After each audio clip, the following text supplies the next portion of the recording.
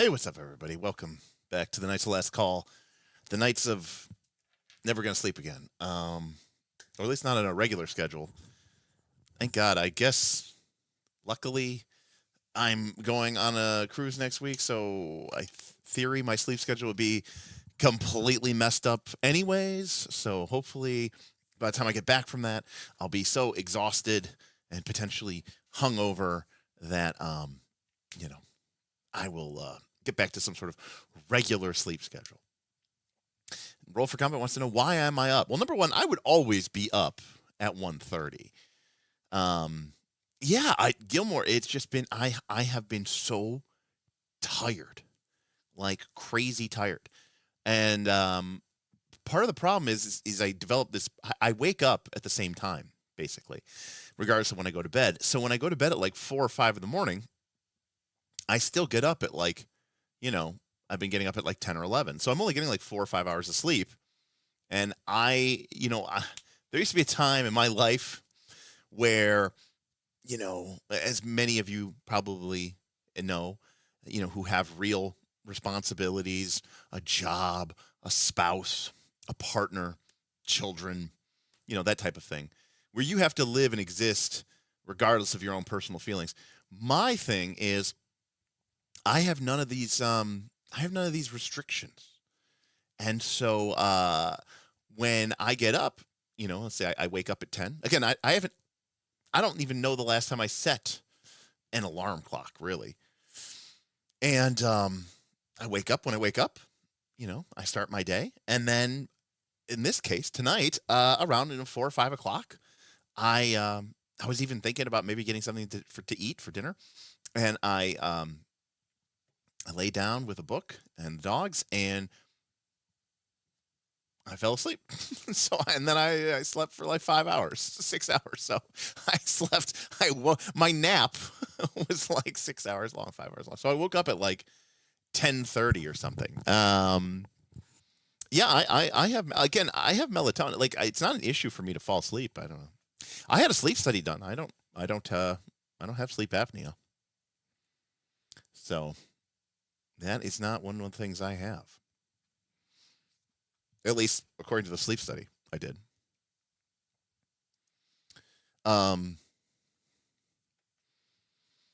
It's just I get into again because I there's no ability for me to like power through. Like, if I feel sleepy, I just go to sleep. I just go to bed. Like, I don't really try to push through because I don't have anyone. I don't really care or have any. You know what I mean? Like, I have nothing that's like weighing down on me. And so, I mean, as long as I'm awake in time for my stream schedules and stuff like that, it's not a problem. So when I have this kind of like, okay, plus it's the winter time, it's dark. It got dark. It was like 5 o'clock, 5:30. It got dark. I said, oh, it's nice and cozy on the couch with my dogs and a blanket and a book. And what book was I reading? It wasn't Mythic Bastion Land. Oh, I was reading through Nimble again.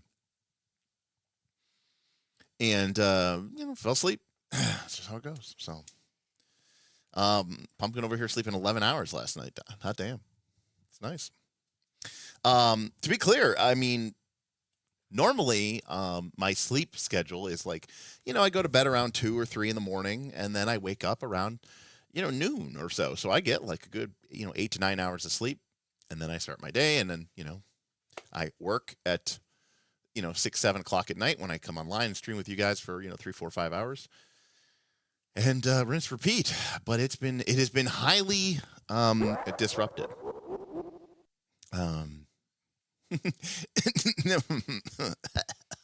Thank you, Adam. Nimble doesn't sound like Pico. I don't even own Pico, so I could not possibly have been reading it. How'd your Lorwyn sealed go, Pumpkin?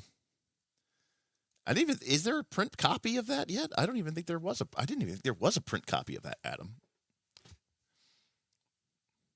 Also, isn't the bug game, right? We talked about this before, right? Just making sure I got destroyed, unfortunately.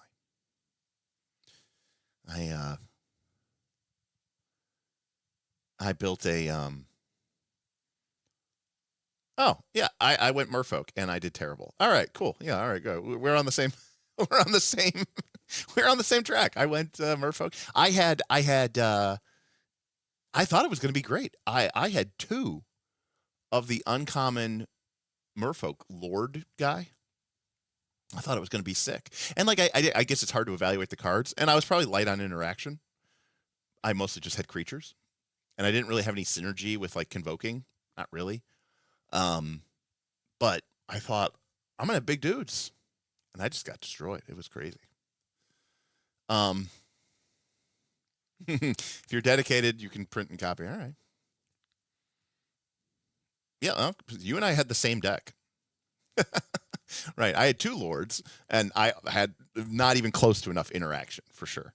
Which, to be fair, blue-green is known for not having much interaction. Although they have chicks change that a lot, you know. Oh, the 5-drop, right? It's the 5-drop with convoke. Does it have a convoke? No, it's like just a 5-drop. I can't remember what it was, but the one that makes the 1/1. Yeah, that seemed pretty good. I don't know if I think I had.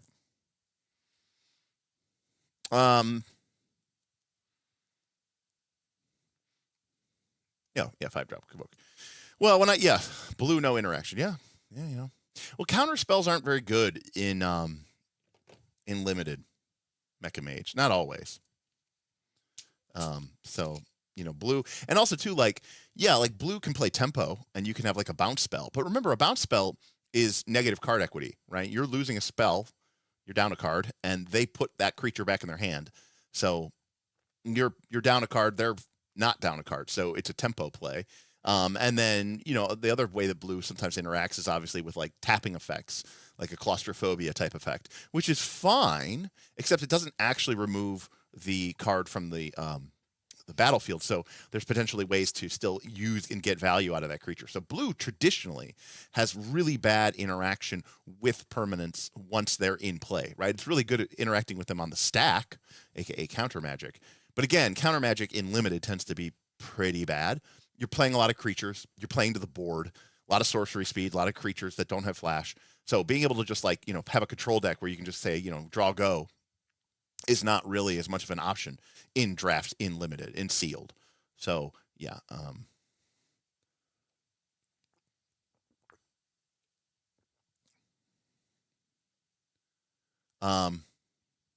Is this the part where we complain about you talking about Magic the Gathering? I assume that's what this is.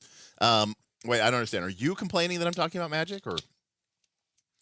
I mean, this is a late night, so there's no late night has no theme. I did say I would just talk a fixed D&D. Well, so the joke was that I was looking at Nimble and Mecha Mage says I was looking at the cheat sheet for fixing 5e. The reason why is because we did a poll on the did we do a poll? No, it wasn't a poll. I just said there's 3 elements.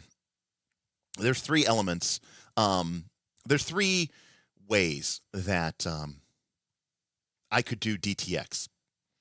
And one of them was make it, you know, actually 5e compatible. And then the second was make it 5e compatible like Nimble. And then the third was just make it its own thing that does whatever it wants.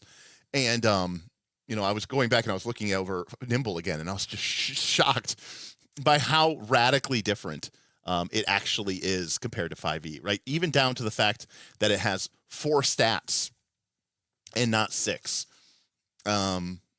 So Nimble is really great. Obviously, it's very small. Nimble is really great. It's kind of crazy to think that this length of book couldn't fix 5e. Nimble does not fix 5e for the way that I would want to fix 5e.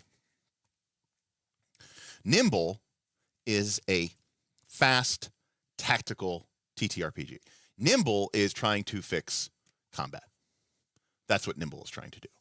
Nimble isn't really fixing any of the other issues or problems that are sort of built into the core premise of a dungeon delving, dungeon exploration type game.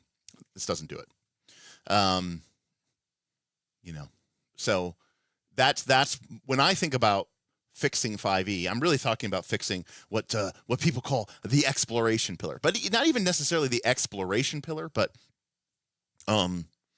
just this sort of resource management sub game, which is what I did with Dungeon Time Extreme. So I tried to do with Dungeon Time Extreme, and the joke is that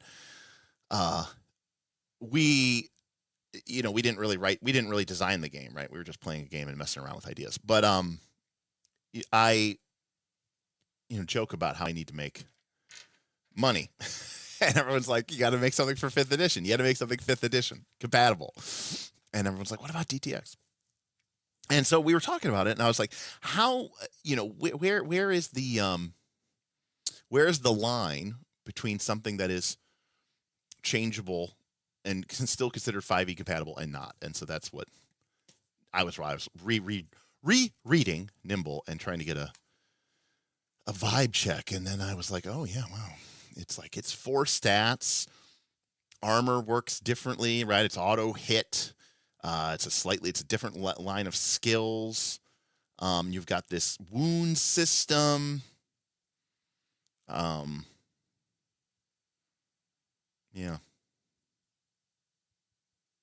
But it's a cool game. Yeah, that's true for almost anything. And really what it comes down to is, what do you think is wrong with, 5e, and what do you think is wrong with the game in general?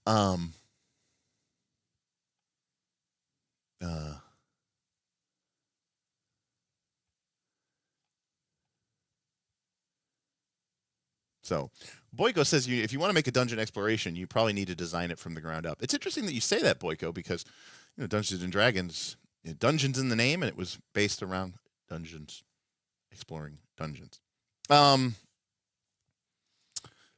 Yeah. Well, also, like I said, my patrons are far more, utilitarian than me, right? And they are far more practical than me. And let me go. Let me get a whiteboard going on here.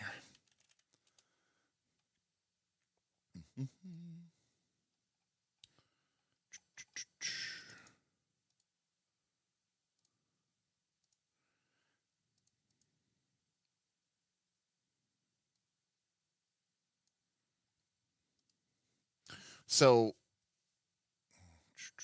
let's go dark mode. There we go.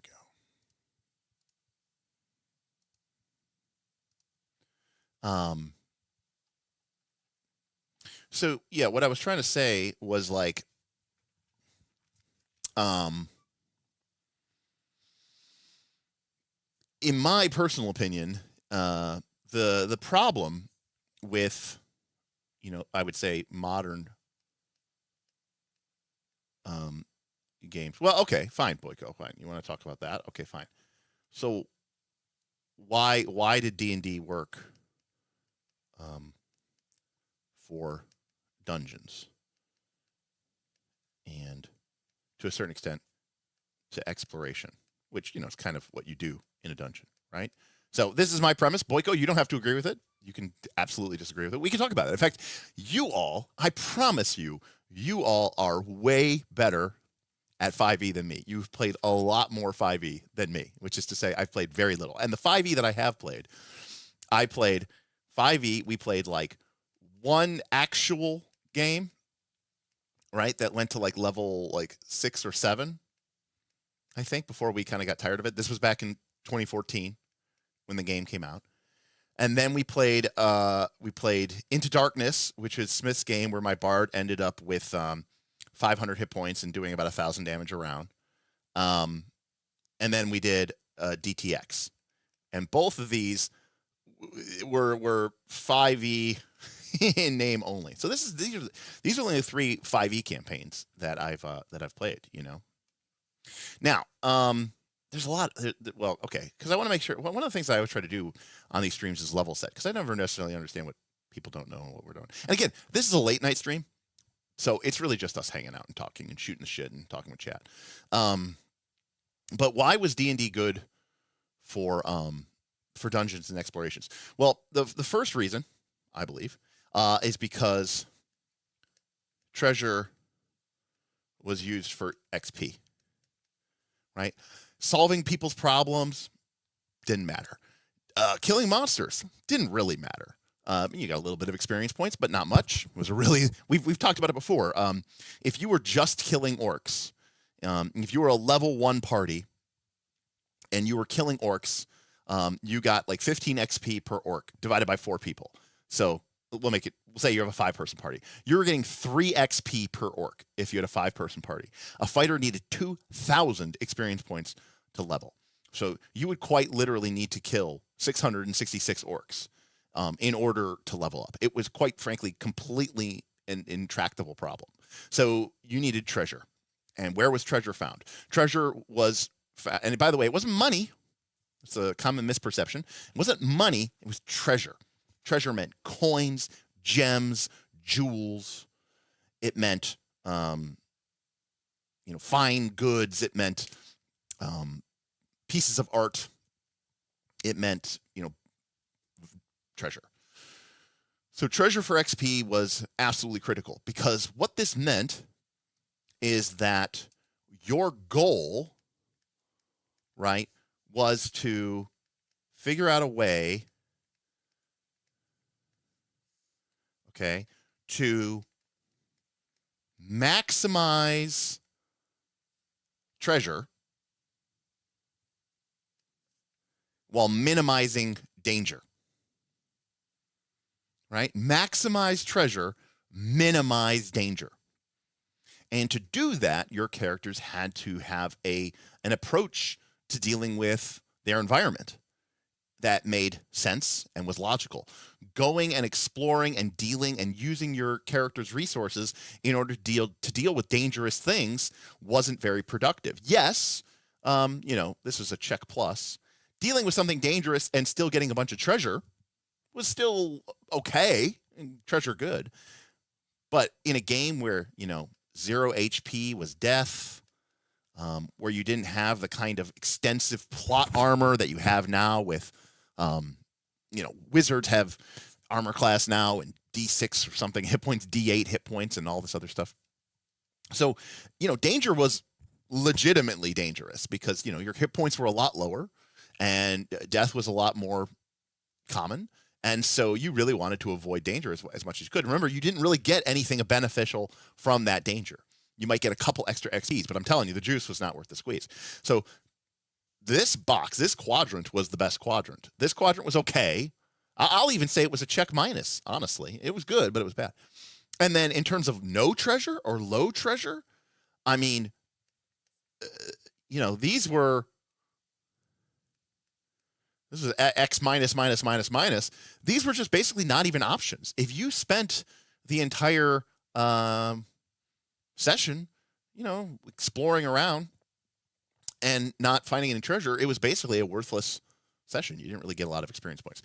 So this meant that the game rewarded smart exploration. It meant that the characters that did the best, the players, the groups that did the best, were the ones who found treasure and found ways to acquire said treasure while minimizing their exposure and experience of danger. Similarly, groups that made intelligent decisions about how to approach their exploration would typically would be rewarded with better or more treasure. So that's the first reason I think D&D was good for exploration. Secondly, limited resources. Good podcast, by the way. Okay. Spells, hit points. And a lot of people will talk about old school games. They'll talk about torches, food, water, and ammo. And to be clear, those are absolutely things in the context of the game. In fact, those 4 things are the 4 tracker things that you track in Forbidden Lands. You track food, water, torches, and arrows. But altogether, I think what was really what was the key element here is that all of these things were much more limited than they were in modern day terms. Again, when we think about something like food or water, in a game like in Pathfinder 2nd Edition, a week's worth of food is light bulk. That is 1/10 of a bulk. So that means your character could theoretically carry like 30 or 40 weeks or something like that of food on them. It's so pointless as to be, it's so copious as to be pointless. Okay, but spells were a lot more rare back then, right? We didn't get the bonus spell slots. We didn't get a ton of we didn't get infinite cantrips and all this other jazz. Okay, hit points were much more limited. They came back very slowly, typically 1 hit point per day. And to that end, and of course, obviously, we didn't have, hit dice or sources of basically free or nearly free healing like we got later. And then the third element that made the game important was time. And this kind of ties a lot of things together, which is time is a problem because time is going to eat up. And there's a lot of interconnectedness here, actually, if you look at this, right? So time interacts with your limited resources because time is going to eat up your torches, your food, your water. Okay, maybe not your ammo, but it's going to eat up your torches, your food, and your water. Time is also going to eat up your spells. You're going to cast a buff spell. That spell might last an hour. That spell might last 2 hours. Okay, we need to get the move on because otherwise we're going to not have good use out of it. So again, this gets back to the efficiency of your exploration, the importance of it. But time can also mean random encounters. This is probably the biggest one. Now, random encounters are going to not only, obviously, the real danger here, right, is that random encounters essentially eat up all of these things: hit points, ammunition, spells. But random encounters are the very definition of low treasure, high danger. Because there's going to be monsters. They're going to potentially be aggressive, or they're going to attack you, and there could be issues with that. It's going to potentially be a dangerous situation, and the game was designed that you didn't really get treasure for random encounters. Monsters, just like you don't carry around the net of your wealth in your pocket, most monsters did not have much treasure on them when they were out and about. Most of a monster's treasures were found in their lair. And you might say, oh, that seems like random bullshit. No. The game quite literally had a system of treasure tables. They were labeled A through Z. And they were random, that determined how much treasure you got from a certain encounter. Now, some of these treasure tables were lair treasure tables. It depends. Sometimes it changed from game to game, but let's see if we can just AD&D treasure table. Do we got one here? Yeah, here we go. Copy image. So our A's and A through I was our lair treasure. Note, hundreds of gold, maybe thousands of gold, right? Platinum, gems, art, magic, aka money, aka experience. Individual, aka you find this on like a creature, almost nothing, So, you might kill an orc and they might be treasure type L, and you get, or treasure type K, and you get a handful of silver per orc, right? Pretty shitty. In fact, actually, let's take a look here. Orc AD&D. First edition. Do we have it? We have second edition, probably good enough. Hey, look at that. I was close. They were L. Okay, so an orc that's their treasure.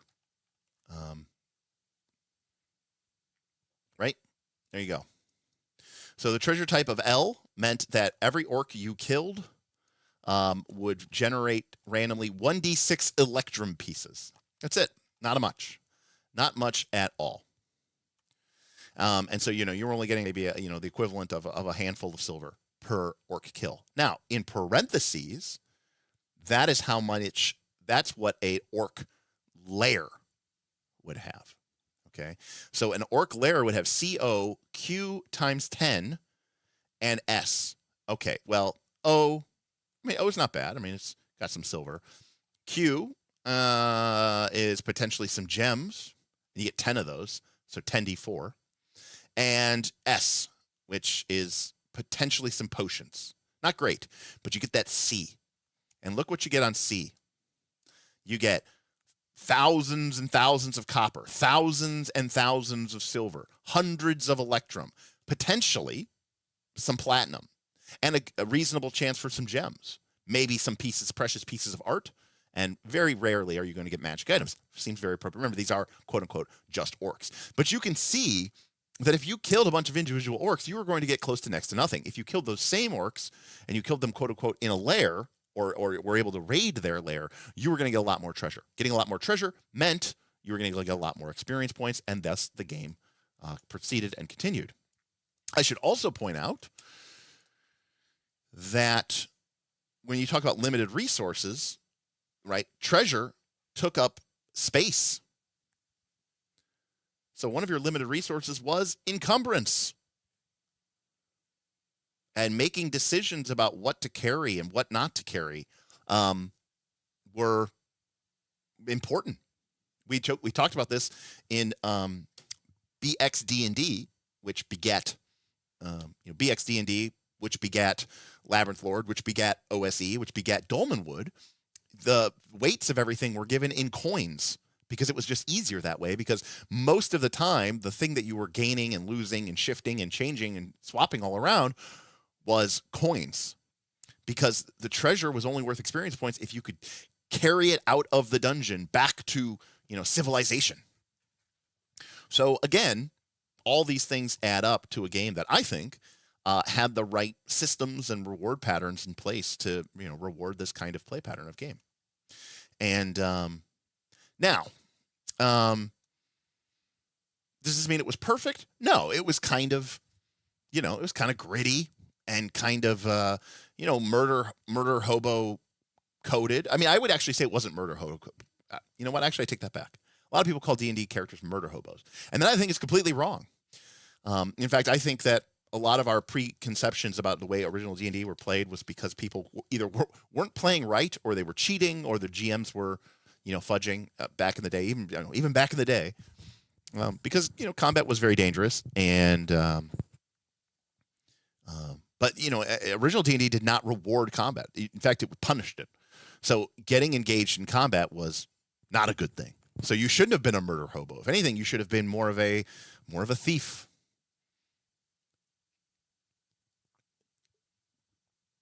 Yeah, Tomb Raiders. Now the problem is combat is fun. We know this. Combat is fun. I think that's one problem. It's exciting. It's Number two, our pulp characters that D&D was sort of based around, Conan the Barbarian and stuff like that. They were getting into fights and they were hacking their way through foes. So the media, kind of portrayal of your characters was very much like this.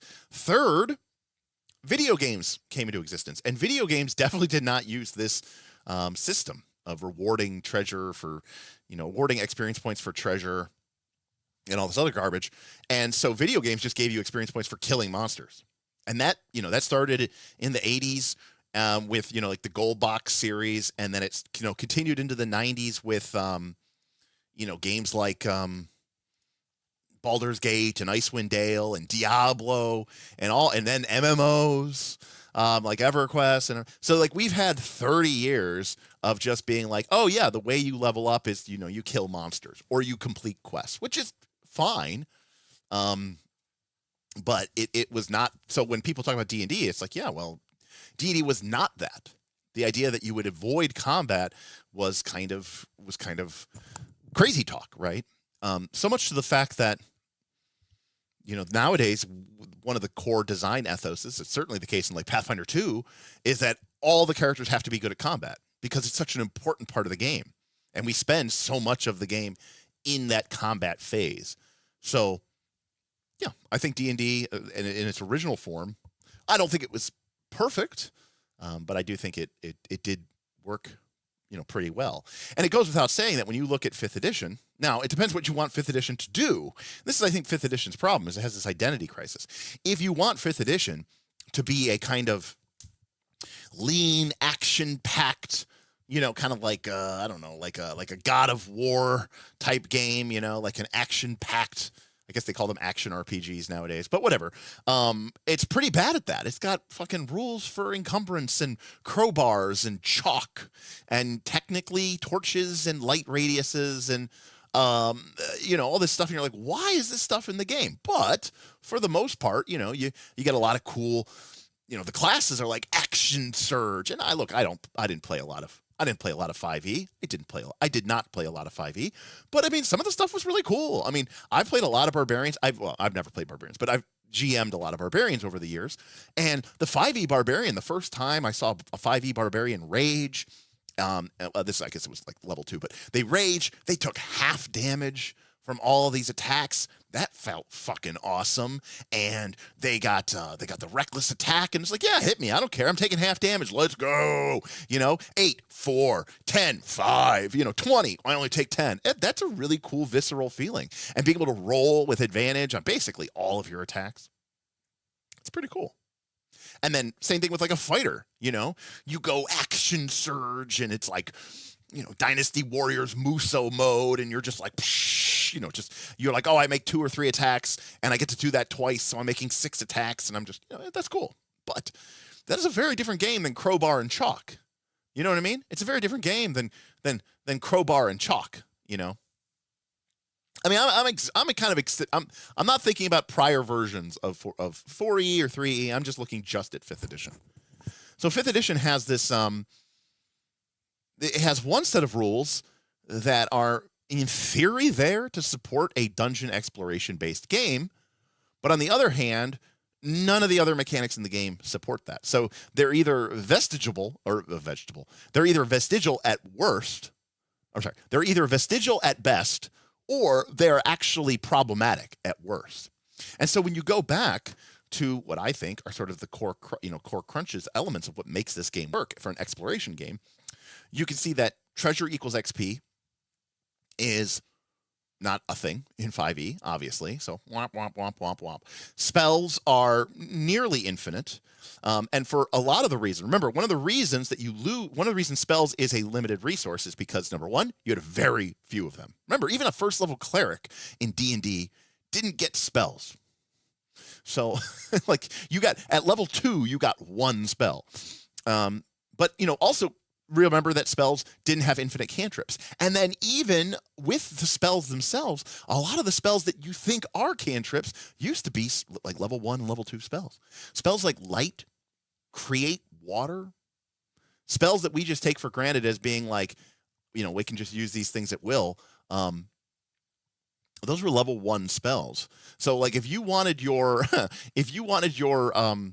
cleric to be able to cast the light spell, you had to wait till you were level 2, and then that was the only thing that you could do. All right. But going back to what I was saying before, things like hit points, well, they come all, again, if I say anything wrong, please correct me, because my versions of 5e have been pretty heavily fucked up. I'm not even going to say hacked. I'm going to say chopped up, right? Hacked up, like fucked up. Hit points come back after a long rest. You have hit dice. You can recover your hit points throughout the course of the day without relying on or using any magic. Things like food, water, ammunition, torches are for the most part either not an issue, and even if they did require you technically to track them, remember, in original D&D, I'm not lying, Original D&D, if you're playing original D&D, if you're playing a game that doesn't care about treasure, tracking encumbrance is also pointless. Tracking encumbrance will always be pointless, because the only reason that any of this stuff mattered is because you needed to maximize how much space you had in your packs so that you could carry more treasure out. That was it, full stop. And then lastly, time. Time just doesn't matter. Spell durations aren't really there. In my experience, spells are either, basically 1 minute duration, or they last as long as you concentrate, or, they have the durations of spells no longer really matter. And even if they did matter, things like the exploration turn, to my knowledge, again, correct me if I'm wrong, but I know in Pathfinder 2 don't really exist anymore. Consider the following. We've talked about this before, but okay.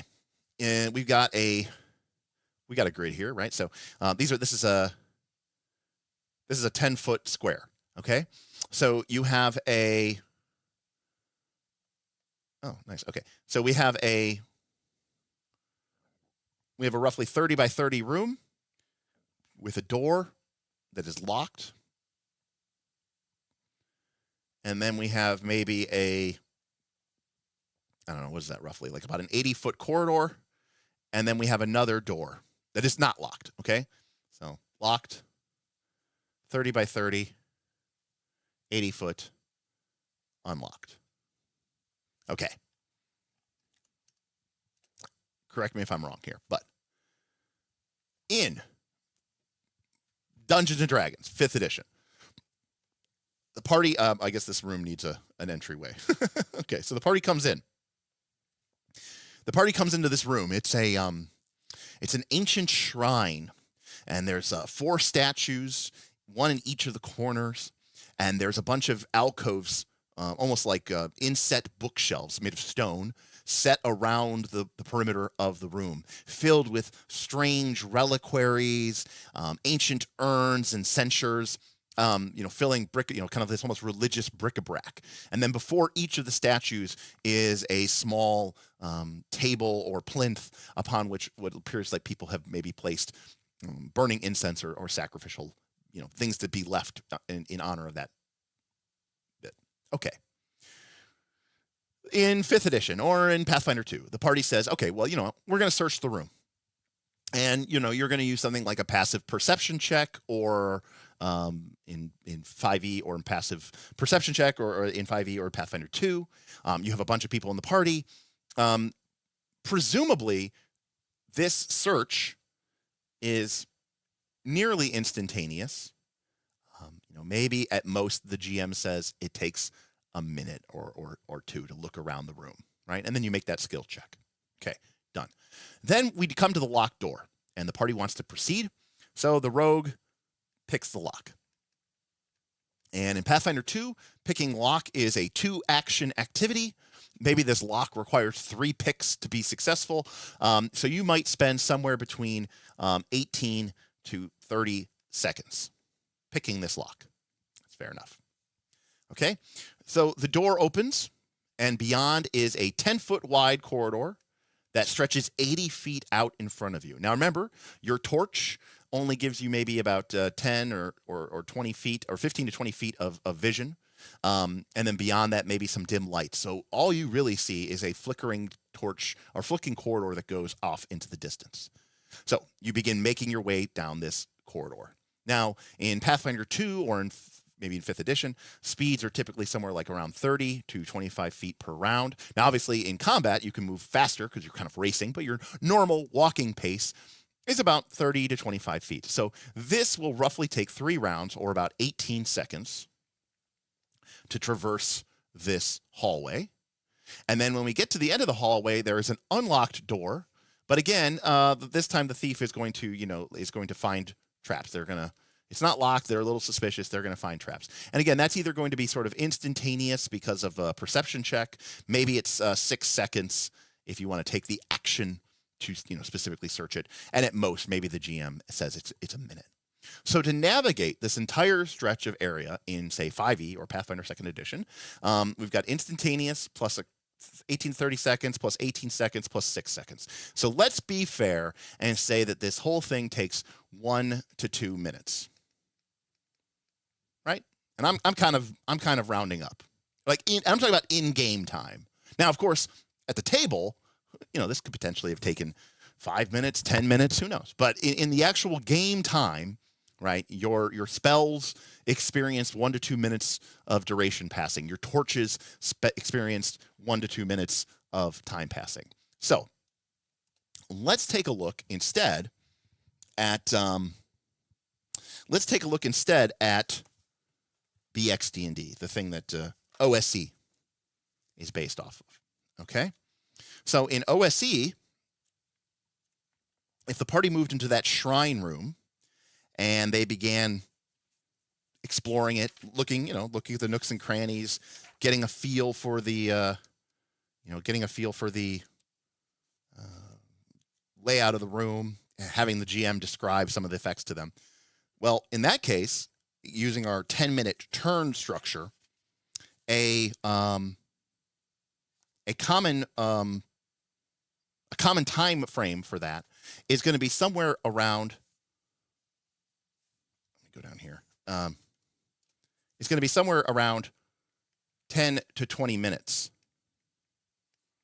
to search a 30 by 30 room. And then they're going to pick this lock. Okay, that's another turn. That's 10 minutes. And then they're going to navigate down this 80-foot corridor. Well, guess what? Your speed, assuming you were completely unarmored, was 120 feet per turn. That's 10 minutes. If your party was slightly armored, it was more like 90 or even 60 feet per turn. So let's say it's 90. Let's say you're at 90. That means it's going to take you 10 minutes. That's right, 10 minutes to walk down this 80-foot corridor. You're like 10 minutes to go down 80 feet? Yes, because you are in, presumably, a very scary, dangerous place. And you aren't just strolling down along the time. I don't know if you've ever been somewhere truly dark and had a fucking flame for your light, let alone, or maybe just a flashlight. And the flashlight's way better than anything that you could have here. So anyways, and then finally we get to the end and we want to find traps on this door. Guess what? Another 10 minutes. So in original D&D, or in BX D&D, this process would have taken 20, 30, 40, 50 minutes. And by the way, every hour that you adventure in D&D, you have to take a rest for 10 minutes a turn. Otherwise, your characters become fatigued. So this thing that in D&D and Pathfinder, D&D 5e or Pathfinder takes 1 to 2 minutes would really honestly take somewhere close to an hour in original D&D. Yeah, fatigue from stressing the heck out, fatigued from being on a knife's edge, right? Every step could be your death. I mean, yeah, it's and again, you have to make that choice. So I'm just saying, like, a lot of these structures that we're talking about still exist in 5e D&D. We have searching rooms. We have picking locks. We have moving down corridors. We have finding traps. All of these things are still in the game. But now they only take 1 to 2 minutes of in-world time versus an hour. And so that meant that any sort of time pressure or any sort of anything like that is going to be, not even remotely an issue. I've seen people, very brave people, very maybe smart, maybe people who want to, they want to make a difference. So they look at the old rules and they go, okay, according to the old rules of D&D, it varies. Some GMs I like to change this up depending on how dangerous or busy an area. But the old rule was every 2 turns, that's 20 minutes, you rolled for a wandering monster check. Let's guarantee one, but you made a turn. So every 20 minutes, you checked for a random encounter. Okay? Now, it doesn't guarantee one. Okay? But it does mean that there's a risk. And we talked about this before. That's time. Random encounters, the worst thing. Wandering monsters, the worst thing. Why? High danger, very high danger, very low treasure. So random encounters, terrible, bad. So we want to minimize that. And this way, a group deciding we are going to spread out and search this room, this shrine room, and we're going to spend 20 minutes here, is basically telling the GM, we are gambling because there is a chance that while we're searching through this chamber, something comes into this room. Something comes in from behind us. Something starts prowling after us. Now, this is a side tangent, but tracking all these numbers and all this simulationist, all this other stuff, is fun for some people. In fact, if you look at old school D&D, you have this, a lot of people have like turn trackers and turn counters. So this is what Powered by the Apocalypse does. This is what Dungeon World does. It says, let's just not do that. And instead, let's just say that if the party making the search check rolls a 6-, then we'll trigger the random encounter. We'll kind of just combine everything into one, rather than tracking the two things independently. Anyways. So, this whole procedure here is going to potentially take an hour. It's going to require you to make 3 random encounter checks. So you can see now that this is very dangerous. This is very deadly. You want to be quiet. You want to make smart choices. You want to avoid unnecessary elements. And you know what? You really can't afford to do a detailed top to bottom search of every room that you come across. You'll never make it out alive. You have to pick and choose. Where do you think? Maybe listen to the GM's context clues. And instead of making a search, maybe go over and say, I specifically look at this one thing, or I try to activate this one thing, right? Kind of play the pixel bitching DM game. But I mean, again, I'm not praising this or condemning it. I'm just saying it is the way it is. But so now you've had 60 minutes pass. And this becomes a lot more of an important thing, because spell durations are going to come over, and spell durations are going to tick down, and random monsters are going to come down, and you're going to get hungry, your torches are going to burn out, all this other stuff. So this was a very different experience than what we have. But in modern D&D and in Pathfinder 2, we still have search checks and find traps and moving down corridors, but we don't have any of this. So I've seen people who go, oh, I want to bring in some of this old school game. So what I'm going to do is I'm going to bring in random encounters to my Pathfinder 2 or my 5e D&D game. And like the old school game, I'm going to make a random encounter check every 20 minutes. But you see, this is already a flawed problem, because guess what? It's only going to take them 2 minutes to move through this entire area. So you might make, I don't know, 1 random encounter check per session, maybe, right? Versus 3. So even introducing random encounters every 20 minutes, just like the old game, doesn't work, because, the time doesn't pass. So, all right. I'm going to go catch up with chat, but I'm going to open up some windows.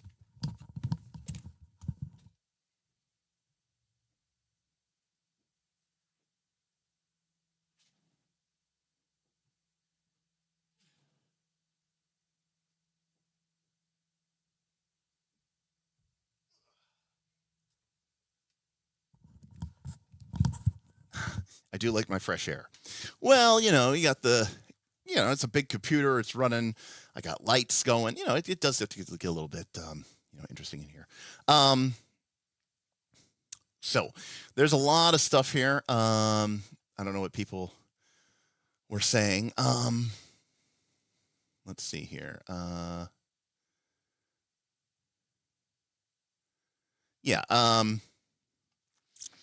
Yeah, and there's other things too here that I'm not really highlighting or covering here, which is that random encounters. We talked about time, and we talked about elements, and we talked about the implication of stuff. Combat in general was dangerous. However, remember, at this time and this place of D&D, of 1980s D&D, combat was mostly theater of the mind.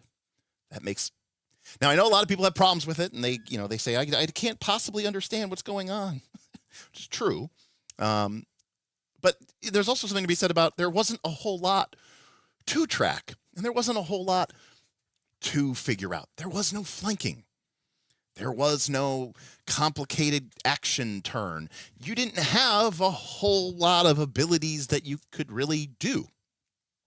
So playing Theater of the Mind combat didn't really matter.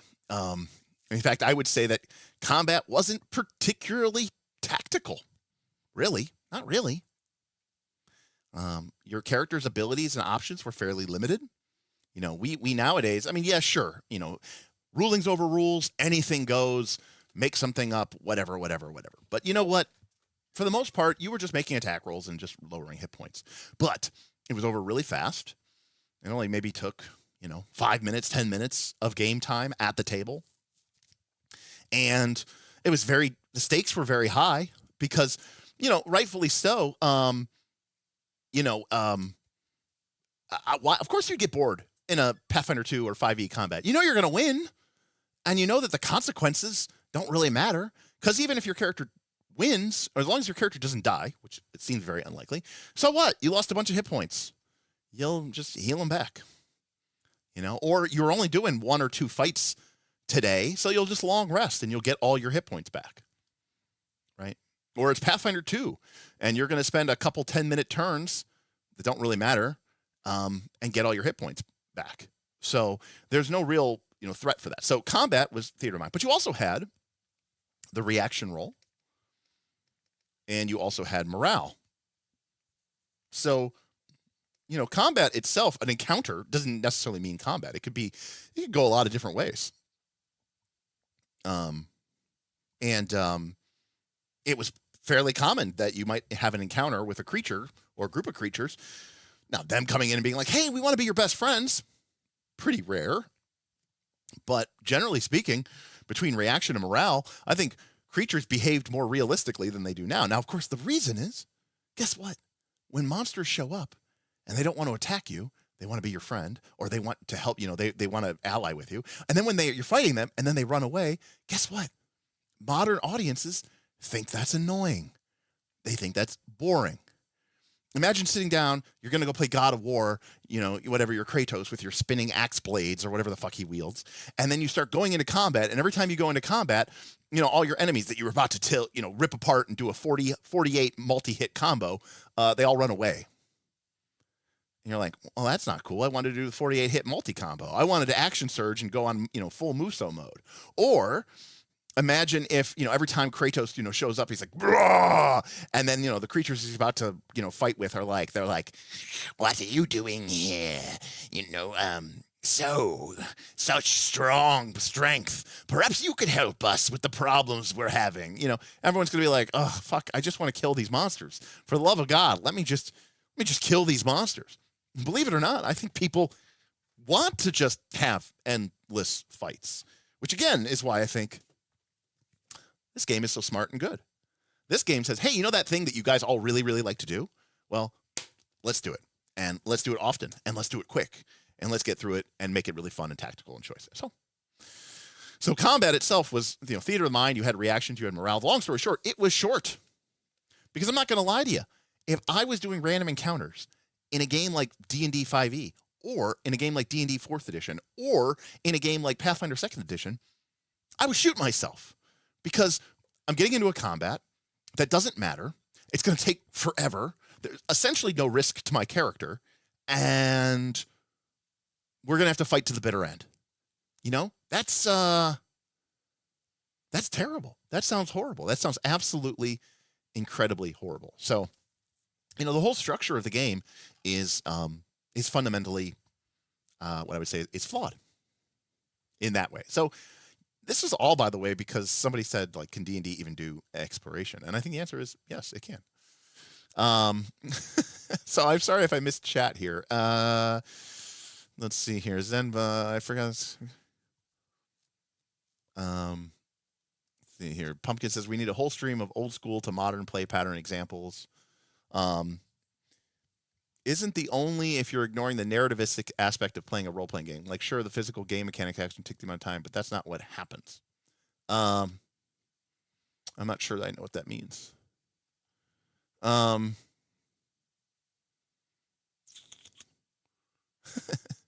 Zen Bullet, stay safe. I just have to ask anyone I tell this, how long would it take you to walk 100 feet through a live minefield? Right, a long time, right? A lot longer than 12 seconds. Right, Sapphire, that's true. A short rest looks a lot more reasonable when an hour doesn't explore the whole dungeon. I completely agree with you there, for sure.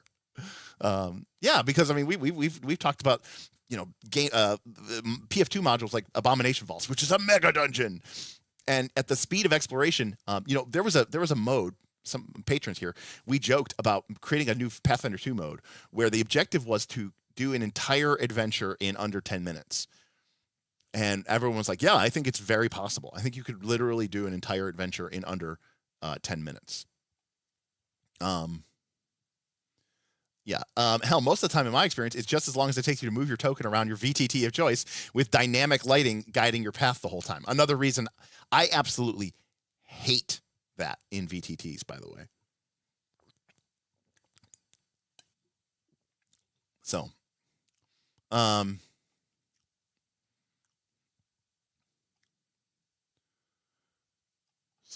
and you know, sparks and shadows make that's really cool. Sparks and shadows are a great way of sort of blending the sort of GM pixel bitching bullshit with an actual, you know, sort of game mechanic.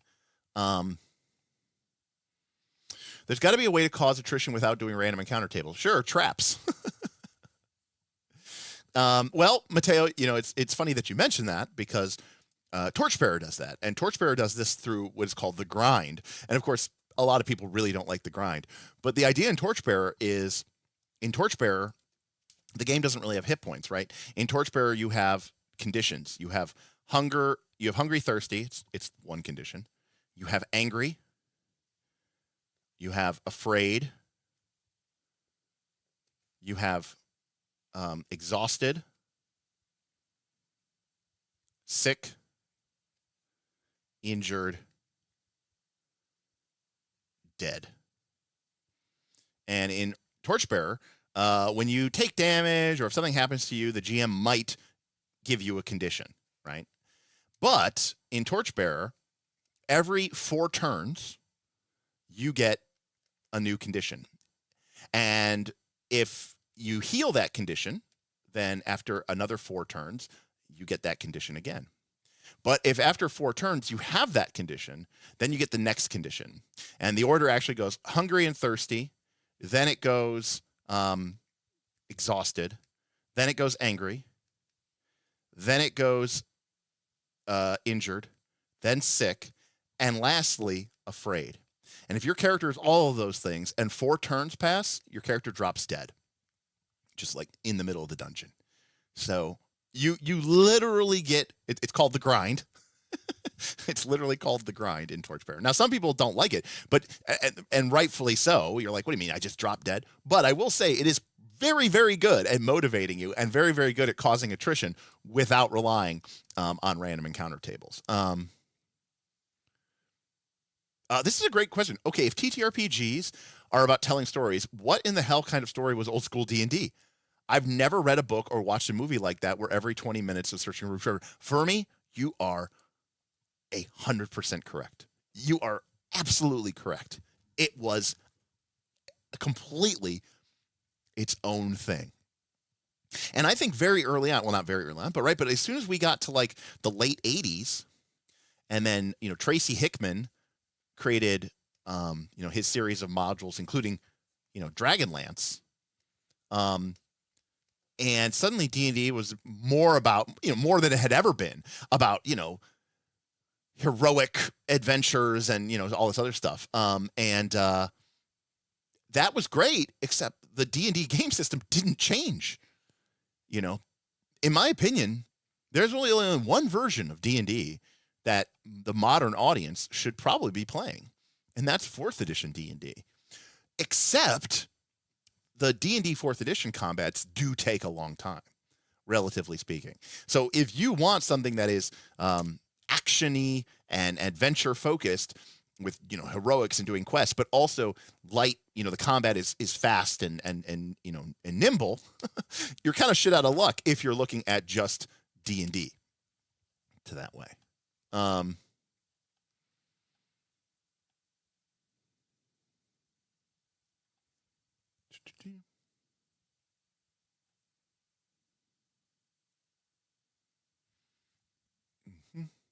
Exploration mode is done in 10 minutes chunks. You can do the same thing procedure in PF2E that you're describing.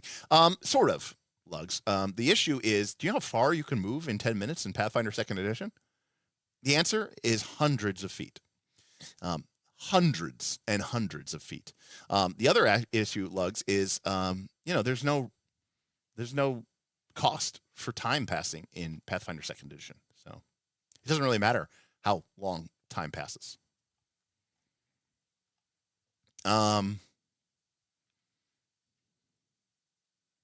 Now, because here's the thing too, like, at least this is how I feel about, this is another side tangent here, but like, so when we talk about tactical, I think when people say the word tactical,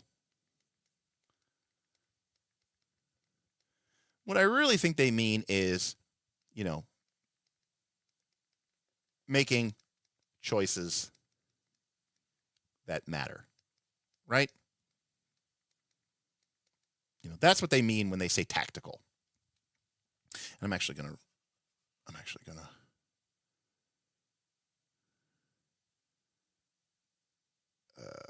there we go. I'm actually gonna rewrite this graph here a little bit. So when people say tactical, I really think what they mean is making choices that matter. And the problem that I think happens is, and this is, time in a combat. Now, I will be the first to admit I could be, completely wrong here.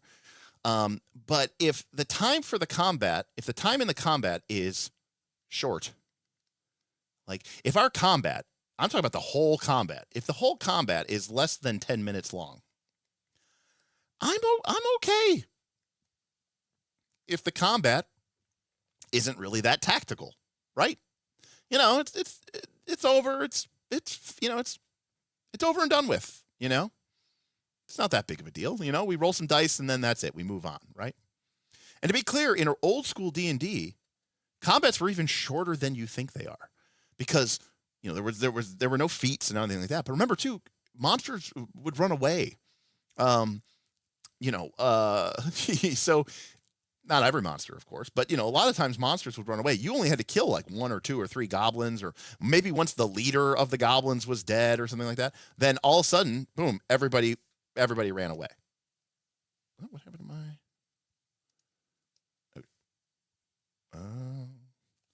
did my whiteboard die? What happened?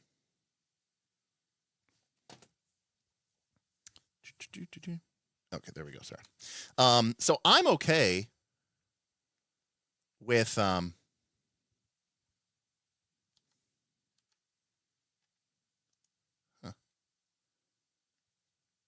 don't know why my cursor is no longer showing my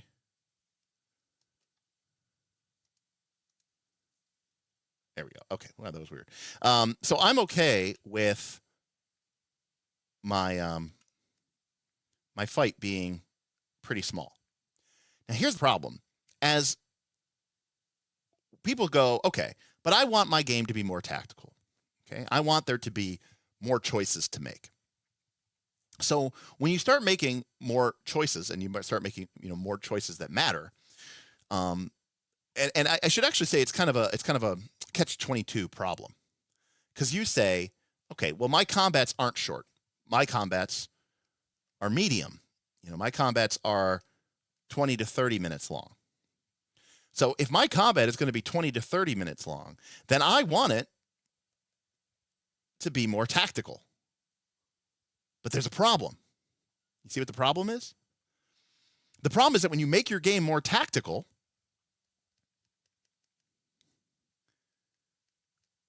you also make it take longer. And so now it's kind of medium long-ish, and now it's 30 to 40 minutes. So your desire to make the game more tactical makes the game longer. And now, because now you have 3 actions and you've got 32 feats and you've got hundreds of spells and you've got all this other problem. And now people are taking even longer on their turns. Okay. And by the way, this is me kind of shitting on, Pathfinder 2 and DC-20 and a bunch of other games, because like in original D&D, right, you had a standard action and a move action, and that was it. That was basic D&D. Basically, you could move and fight, and then that was basically the case in 3rd edition, and it was basically the case in 4th edition. But in 4th edition, they added all these really complex things that you could do, and so then like with Pathfinder 2 and DC-20, they go, okay, what if we give you 3 actions instead, because that way it'll make it even more tactical. Okay, great. But now you've made okay, like maybe you've increased the tacticalness, this much. The tacticalness went up to here, but the length is now out here. And now we're in the, the long era. And this is kind of what 4th edition did and all this other stuff. So the problem, I think, is that you end up with this kind of, logarithmic diminishing returns curve, right? Where you start getting less and less, and the more tactical things that you include, the much longer the time gets. And so, the most juice for your squeeze is always going to be found, down here. And I think the problem is that when you start making these games more tactical, they become longer. And then when your turns are longer, people go, oh man, I only get a turn, right? This is the logic of a game designer. I get it. You go, okay, our game is getting longer. Our game is getting more complicated. Now players might only get a turn, once every, before you were getting a turn every couple minutes. Now you're getting a turn maybe once every 10 minutes. Maybe that sounds like your table. And so they go, oh, well, if people are only getting a turn every 10 minutes, what we should do is we should give them 3 actions instead of 2. Or we should give them 4 actions instead of 3. Right? Because you're only getting a turn every 10 minutes. And so we should let people do more stuff on their turn. So you do that. So, okay, great. Except now you only get a turn every 15 minutes. Because every monster fights to the death, and because every monster has a boatload of hit points, because now you've given players cool little tools, and they want to use them.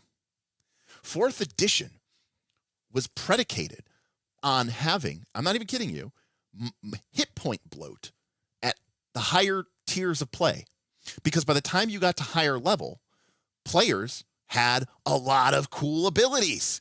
At high level, a 4th edition character had 4 daily powers, 4 encounter powers.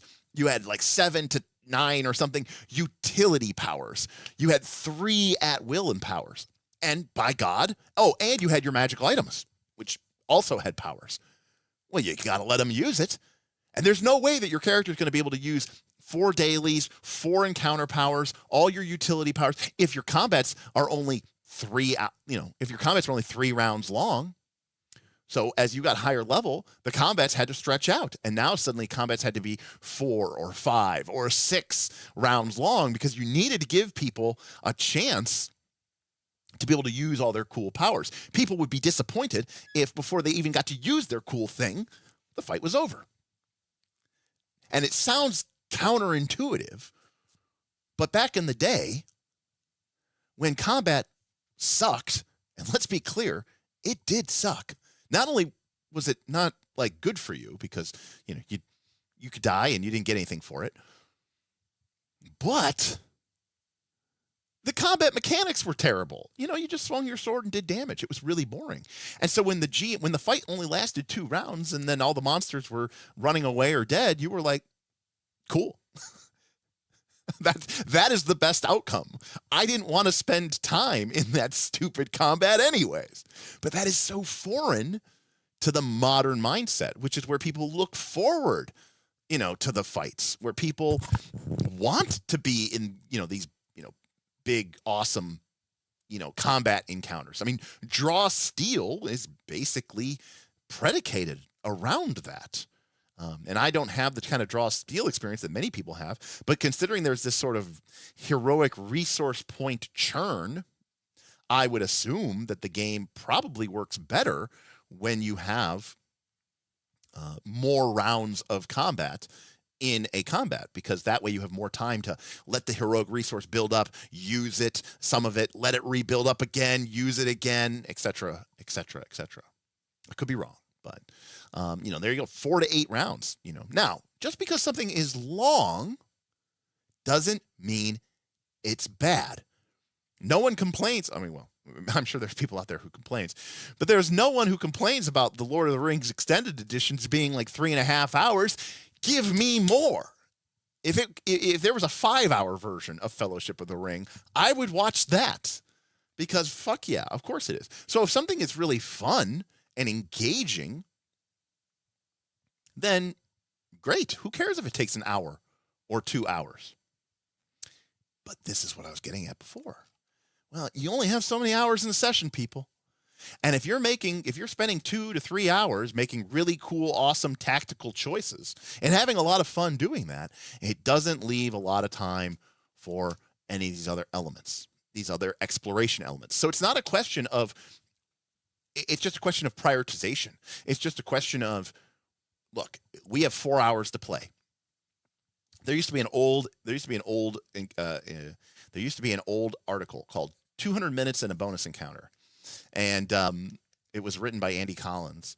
And it was like an RPGA. That's the Role Playing Gamers Association, basically the organized play version of D&D. And basically the idea was at like Gen Con or whatever, you had a 4-hour slot for each of your events. And so that's 240 minutes. And the idea was you were going to burn 40 minutes just getting everybody at the table, prepping, getting everybody seated and for cleanup after the session was done. That left you with 200 minutes to do your session. I am going to guess that for most of you, that is going to be a very similar value. You're scheduled to play from 7 to 11 or from 6 to 10. You're going to lose 20, 30, 40 minutes, maybe even a full hour in just bullshit and minutia and set up and set down and tear down. And you're going to be left with about 200 minutes of game time. How do you want to spend that time? All we have left to do is decide what to do with the time that has been given to us. If you want to spend 150 minutes of that 200 minutes killing orcs, mazel tov. Get in there, do it. But that's not going to leave room for these other elements of the game. And again, this is why I do think 5e has an identity crisis, because what is it trying to be? Because it also has, the crowbars and stuff like that. Like, are you supposed to be fucking around with crowbars, or are you supposed to be fighting monsters? And the game goes, no, you can do all of it. You can do any of it. I don't know, specialists are rarely, what's the quote from Heinlein? I don't remember what it was, like specializations for insects or something like that. Like, the game, it wants to be generic. It wants to appeal. It wants to be the maximum flexible. It wants to do all the things.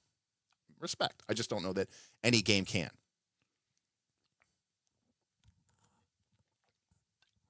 So, 5e is taking that to heart.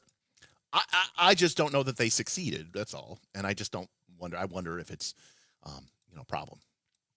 So, when I think about fixing, this is my version.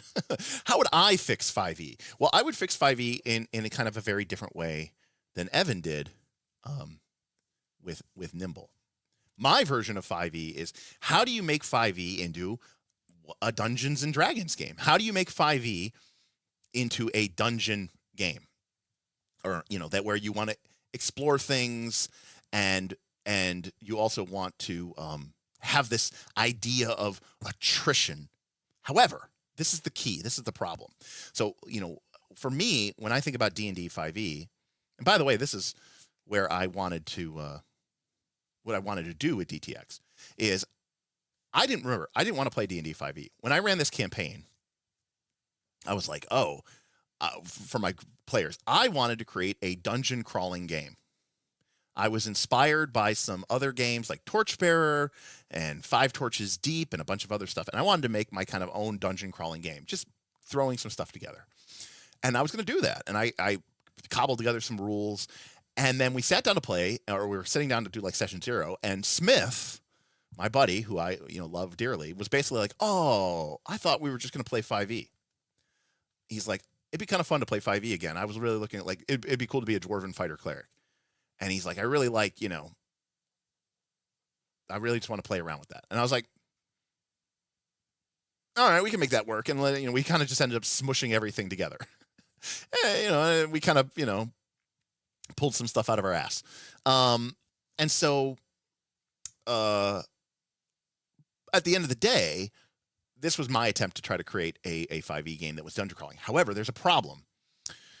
A lot of times when you go the dungeon crawling route, you end up going to the grim, dark, fantasy, fucking Vietnam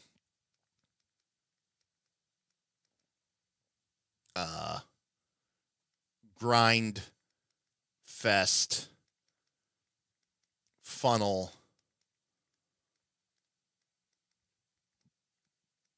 bullshit fruitful void nonsense. Now, if that, look, I'm not trying to shit on these things too much. I'm going to GaryCon this year for the first time ever, and I wonder if I will be like a pariah because people assume I hate, old school games. I don't actually at all. But I when people think dungeon crawling games, they tend to think of these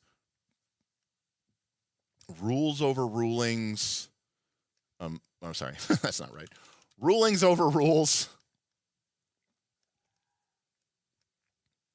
Fruitful void, grim dark, funnels, your character's lives are cheap. There's more traps that just instantly kill you. There's more traps that instantly kill you. Oh, it's so fucking gritty. Blah!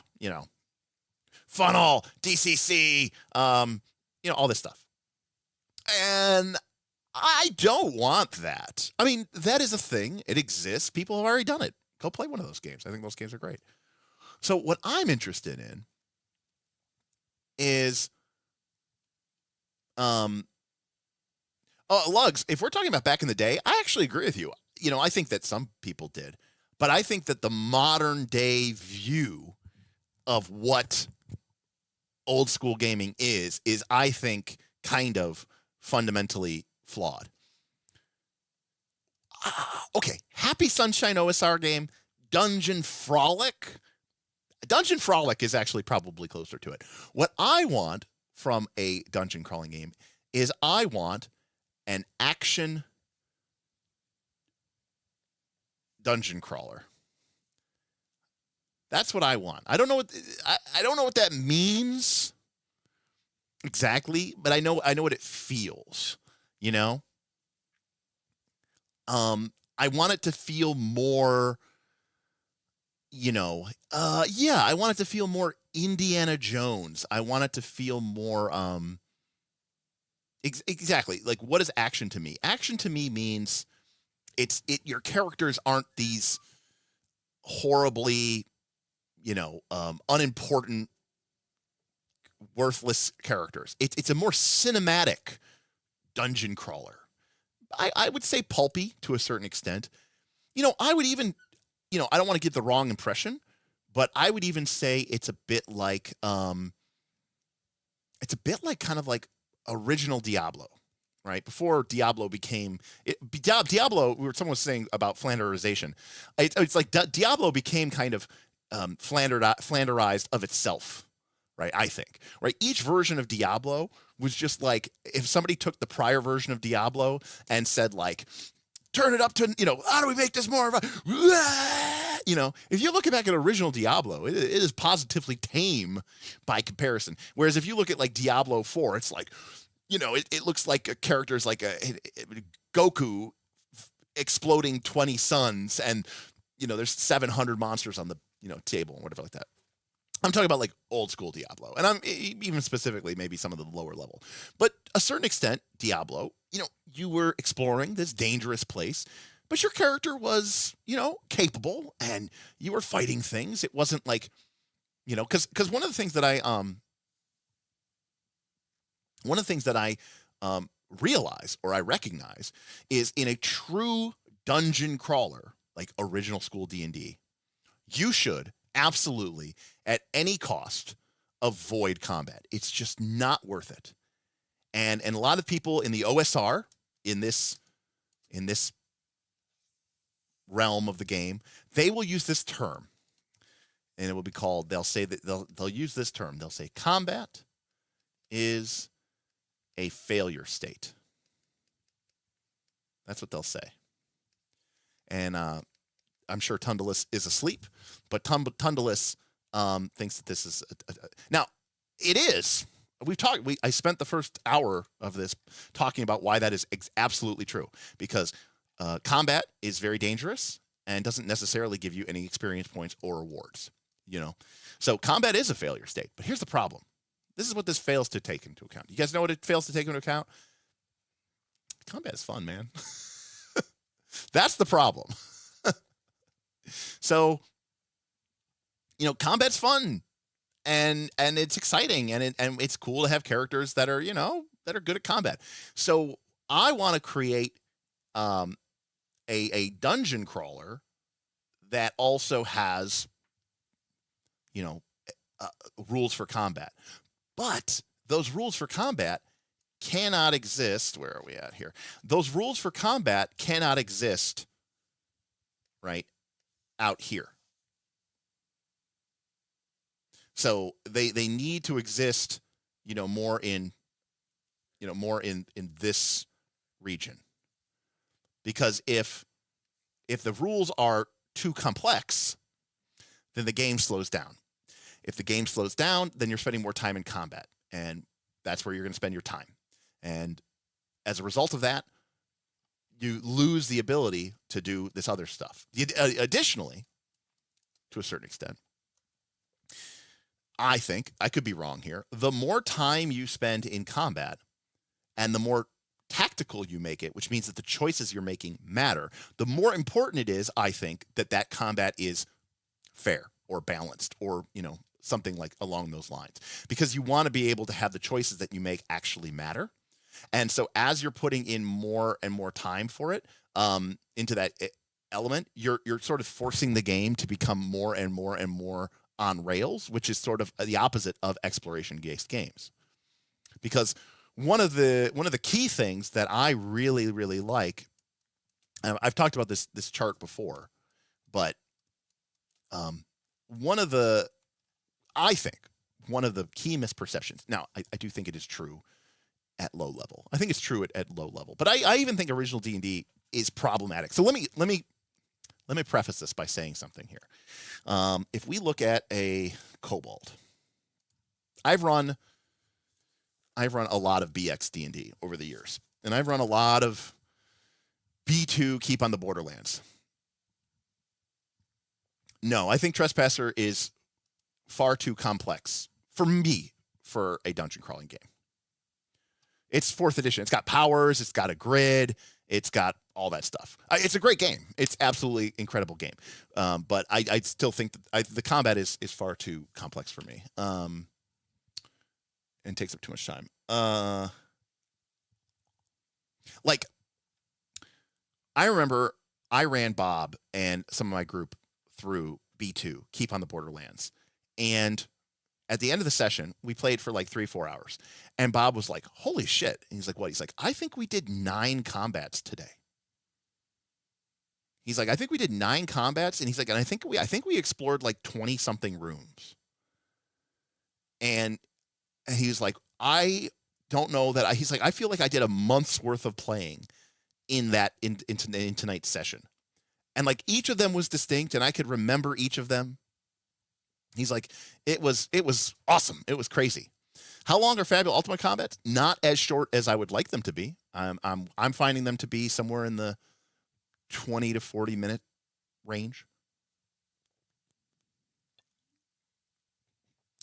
I got distracted here.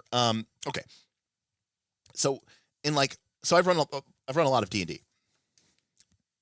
And of old school D&D. And one of the things that I do is, like, for example, a kobold in most books will do something like, D6 damage.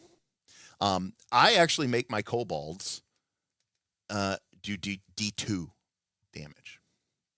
And the reason I make my kobolds do D2 damage is because what I love about the idea of old school D&D is, we talk about hit points as a resource, but we've gotten to the point in the modern way of thinking about hit points as hit points are basically, we think of them as being an encounter resource, right? Hit points don't matter unless you lose them all and die. And my ideal of a hit point bar is one where you play your you have your hit points and you get into an encounter. And in a modern day world, this is actually very true, but let's say in an encounter, you lose that many hit points. That's it. That's all you lose the entire fight. The modern day says, okay, so that fight didn't matter at all. Because if that fight can't kill you, what is the point of that fight? Because you're just going to heal to full after that fight. Or you're going to go rest, and you're going to get all your hit points back anyways. So unless your character goes to 0, it doesn't matter. My presupposition is, what if the game was predicated or built around the idea that you were going to be doing 5 or 7 or 8 or 10 or 12 encounters over the course of a day. And you didn't have resources that were infinite. You didn't have infinite heal spells. You didn't have wands of cure light wounds. You didn't have treat wound checks at 10 minutes. And what this means is that every hit point counts, right? And so after the second encounter, the idea being that, like, I want your hit points to feel more like a gas tank, right? And you can't refill, but you got to get to your destination, right? And one of the cool things about D&D, is which character, okay, in D&D, like the standard D&D, which character is stronger? Which character is more potent? Which character, is going to be able to think more? This character, okay, character A, or character B, right? Who has better potential? Who has, more a better increase, right?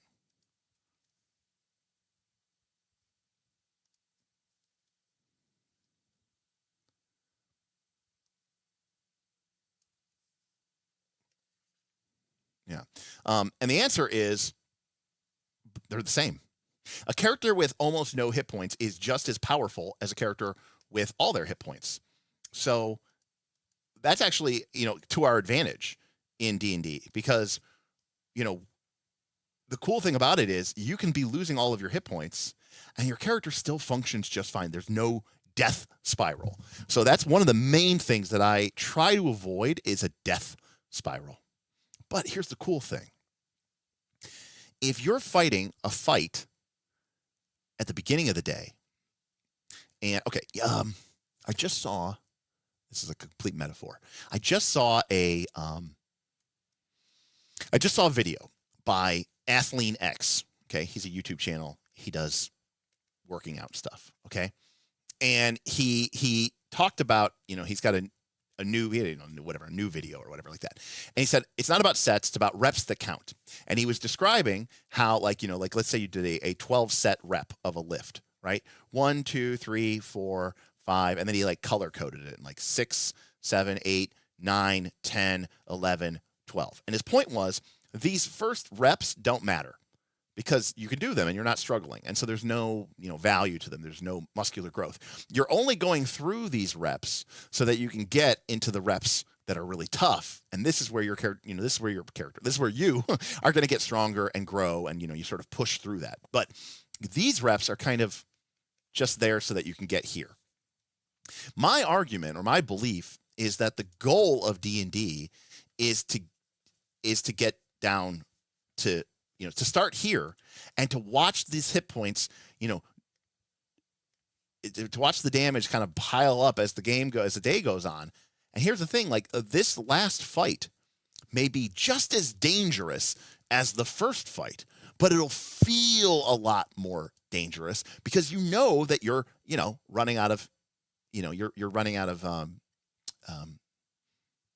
you're running out of resources. Put another way, let's say that you know, okay, that your mortgage is, $1,500, and your mortgage is coming due, and you have $1,600 in your bank account.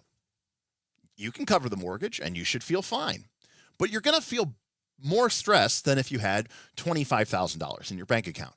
Okay, so because even though you can cover it either way, it's going to feel psychologically a lot more stressful.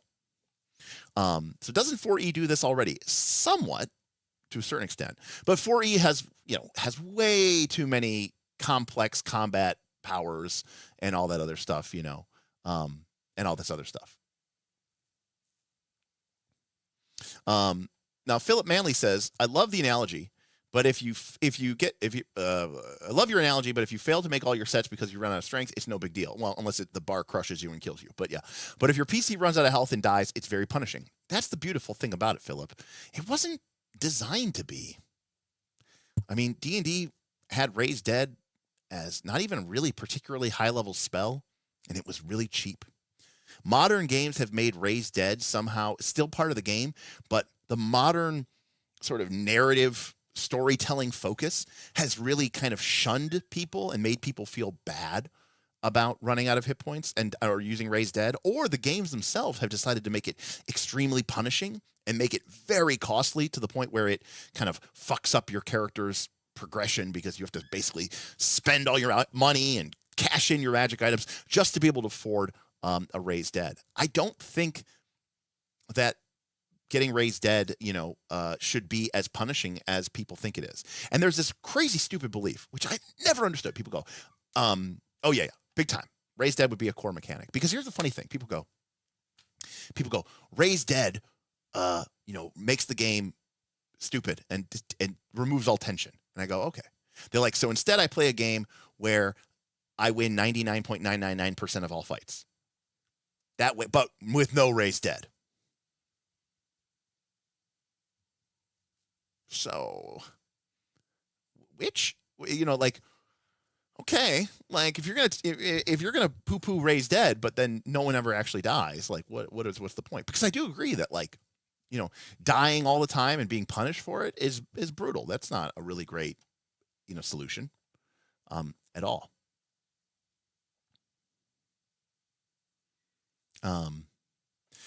And again, when I'm playing like Fabula Ultima and all this other stuff, yeah, like you don't need Raise Dead if nobody dies. Zen Bullet, you're absolutely correct. Now you have Fabula Ultima, you have Daggerheart, where you can just avoid death, and that's cool. I think that's really cool for a narrative game. I don't think it's necessarily appropriate for this game.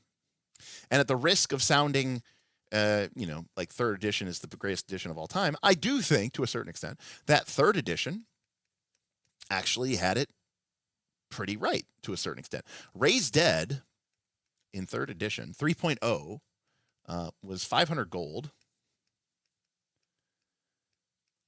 and you lost a level when you got raised. That was it. But that was it. So if you're level 9 and you died, you're now level 8. I think that there should be, and now I'm not necessarily saying that that's like the perfect mechanic. I'm simply saying that losing a level, losing level was the real loss. 100%, Osuli.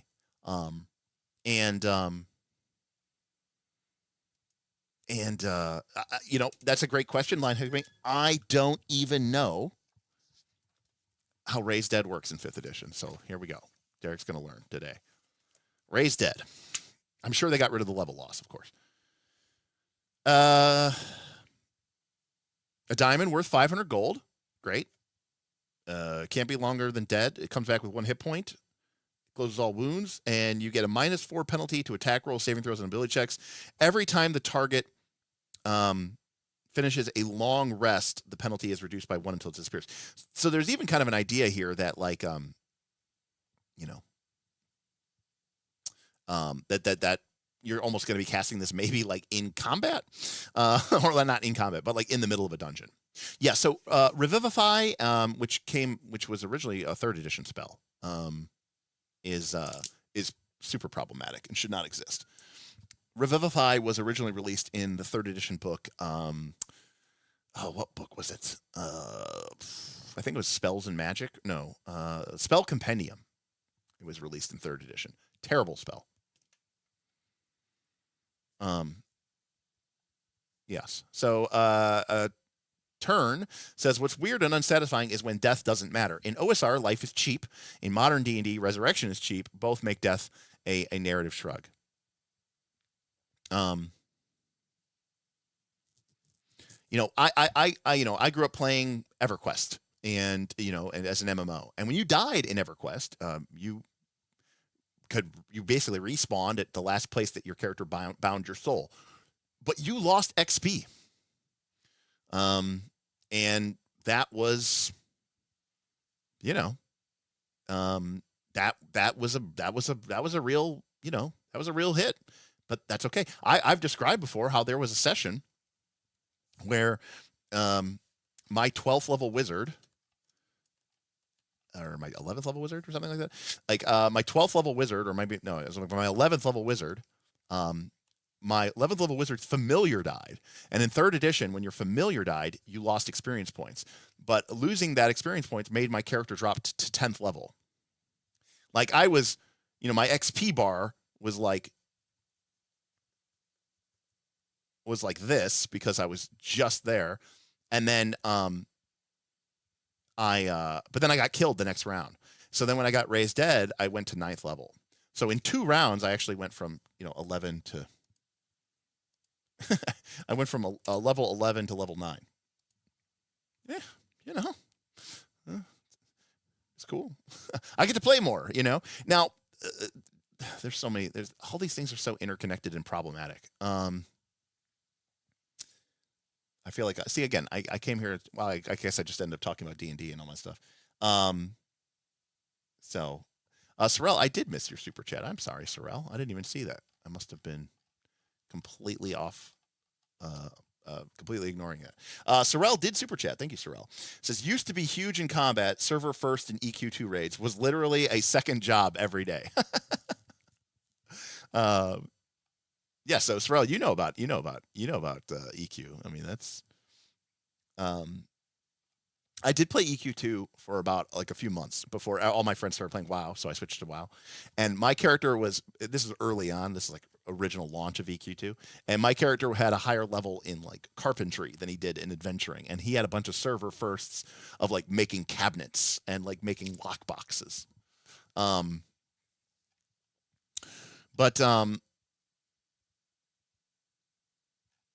So the reason that people get stuck in this death mechanic problem, again, it's a lot of interconnecting pieces. I've talked about this before. I guess I'll talk about it again. Number 1,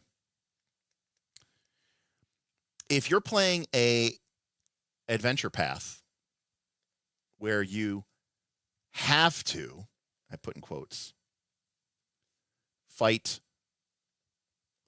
the level 13 dragon at the end of the adventure in order to, save the day, then you losing levels is a terrible problem, because you're basically saying, look, I'm forcing you have to fight this monster, and now you're lower level, so now you're not going to be able to do that. So you're actually making it impossible for them to beat this monster, to fight this monster. So that's number 1. So, this idea of like, if your characters are on this path where they have to fight certain monsters, then that's a real problem. Number 2, if the math of your game is really tight, if, losing a level is the difference between being able to fight level 11 monsters versus fighting level 10 monsters, then losing a level or something like that, equivalent to that, becomes a massive punishment because you can no longer function in the game. Number 3, if XP is linear, as has been talked about many times, XP was not linear in original D&D. Okay. So in original D&D, you usually doubled. So you needed 0 XP to be level 1. You needed 2,000, let's just say a fighter, 2,000 experience points to be level 2. You needed 4,000 experience points to be level 3. You needed 8,000 experience points to be level 4. You needed 16,000 experience points to be level 5. And so what this meant was that if your character died, or you started a new character, or if you lost a level, okay, that, let's say that, you and I are at 12,000 experience points, 12,000 experience points. So we're solidly level 4. And then my character dies, and I come back at level 3 at the halfway mark. So I go down to 6,000. Okay. So then we gain like 10K XP. So you have 22,000. You're level 5. I have 16,000. I'm level 5. We're both still level 5. I was able to catch up. The problem, 3rd edition D&D had this problem, by the way. 3rd edition, you could never catch up. Or old school D&D, when you had this sort of geometric progression, this is an exponential. I think this is geometric. You could quote unquote catch up. Now, yes, my character was always going to be 6,000 experience points below you. Now, Mishi Knight that's a great solution. Get rid of levels. Love it. But this is kind of where, again, the debate was on my Discord, which was, let's assume for a moment that Derek wants and needs to, make a game to make some money.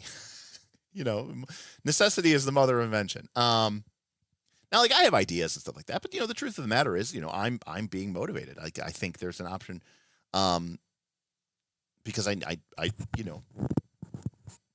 it would be a nice thing to make some money. I know some of your favorite content creators only made the game that they make because they needed or wanted to make a certain amount of money, especially if they wanted to become like a full-time content creator. And so again, my idea was, in terms of, I have a lot of cool ideas, I think, some of them are more, crazy than others. But generally speaking, we all know that something that is 5e compatible is going to be much more sellable than anything else. And that's where, this whole conversation started when we did Nimble, because I was like, wow, this thing is 5e compatible, huh? And it, to me, it wasn't even remotely. And so the question was, should in theory, in this theoretical world where Derek needs and wants to make a game, should it be actually 5e compatible? Should it be 5e compatible, in quotes? Or, should it be its own thing? And the truth of the matter is, if you get rid of levels, and you get rid of stats, and you get rid of all this stuff, you are rapidly approaching, you're rapidly approaching this. And the fact of the matter is, this will sell a fraction. Look, I don't need to tell you all, I don't need to tell you all this, people, like if somebody does a Kickstarter and they even have a modicum of, of things, like a modicum of skill or backing, if they slap 5e on there, it does gangbusters, whereas something that isn't 5e compatible, like, oh, if it gets $20,000, people are like, wow, that's an incredible success, Well, that's the thing, Boyko, right? Like, there's a certain element here of beggars can't be choosers. I want to be a full-time RPG content creator.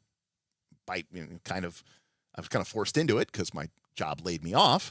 Yes, I could definitely go and, get back on the job search grind. Although as a data scientist in the current AI craze, the idea of trying to find a job right now in that area would be horrible. But but I decided to try to make myself as a content creator. And the truth of the matter is, it's kind of tough to make a full-time living as a content creator unless you're producing products that people can buy. If you're doing Kickstarters or you're doing, whatever.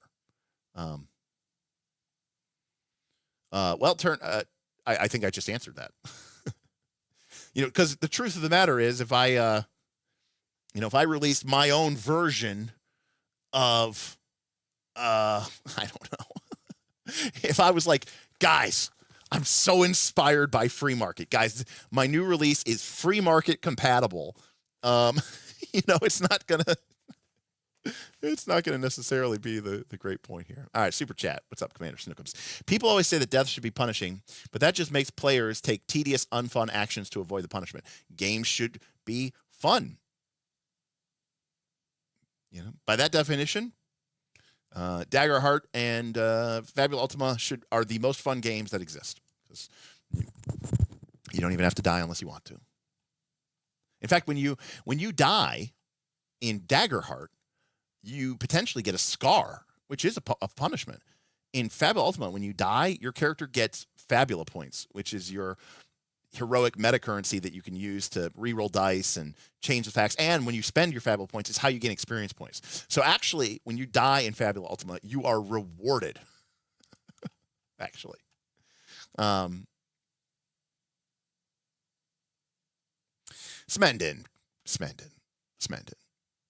The reason Shadow Dark did so well is because it has everything to do with 5e. Smendon, Shadow Dark has 6 stats: DC, classes, level, D20 based, uses advantage, fighter, cleric, magic user, rogue. I mean, it's D&D.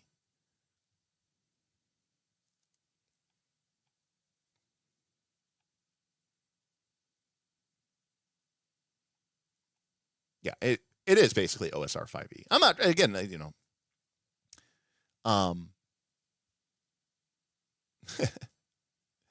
Lug says, I'd say you should make a Daggerheart spinoff that fixes all the issues you have with it, but that's a dead game in my opinion. Well, okay, outside of how you particularly feel about Daggerheart, a great example of that is, I could put something out there I could put out my own fantasy heartbreaker, sure. But, there's kind of like a juice. I always talk about juice for squeeze here, would I rather have a game that nobody plays, or do I want to have a game that people will play and meets them where they're at and, might actually, make some money? That's the choice I have to make. Because the alternative is, I stop doing this full time and I go get a real job, which is an option. I mean, that is something that, has to be done. And again, I'm already in a very, very, very privileged state, because I have a Patreon and I have financial supporters. So I'm able to just skate by. Most people don't have that kind of luxury. So I'm already a privileged person. But, in a theoretical world where, let's say, I don't know, I was one of these mega tubers who was making, $10,000 a month from my patrons, and my patrons just, they just loved everything I did and they supported me no matter what. If I was making that kind of money, yeah, I'd make whatever game I want. I'd release it for free. Who the shit cares? Who needs more money than that? Nobody. In my opinion, nobody. Nobody needs more money. I mean, maybe if you have a big family and, your husband doesn't work or something like that and whatever, you might need more money than that, I guess. But chances are probably pretty good that you don't need more money than that. So, if I was making that much money, I wouldn't care. But I'm not in that situation. So, I'm in a situation where I kind of have to pick and choose. So the question is, if that's the reality, what do I do? How do I fix D&D in a way that is a good faith effort? Now, look, is that the game that I absolutely would want to do? Well, okay, Smendon, I see what you're saying here, but guess what?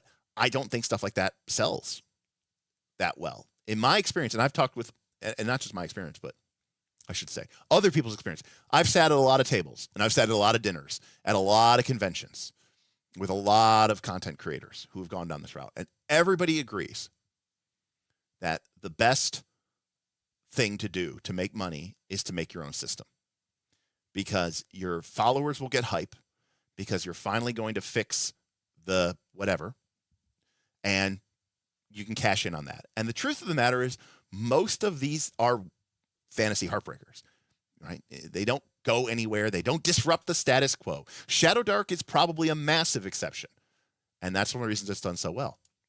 Now, look, that guy, I love Roll for Combat.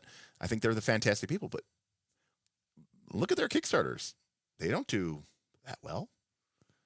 Steven has, this is Steven's job. He has a full-time employee in Mark who he pays very well. The money runs out pretty quick. They're not like, that's why they have to do all these Kickstarters over and over again. It's why they're churning out so much product.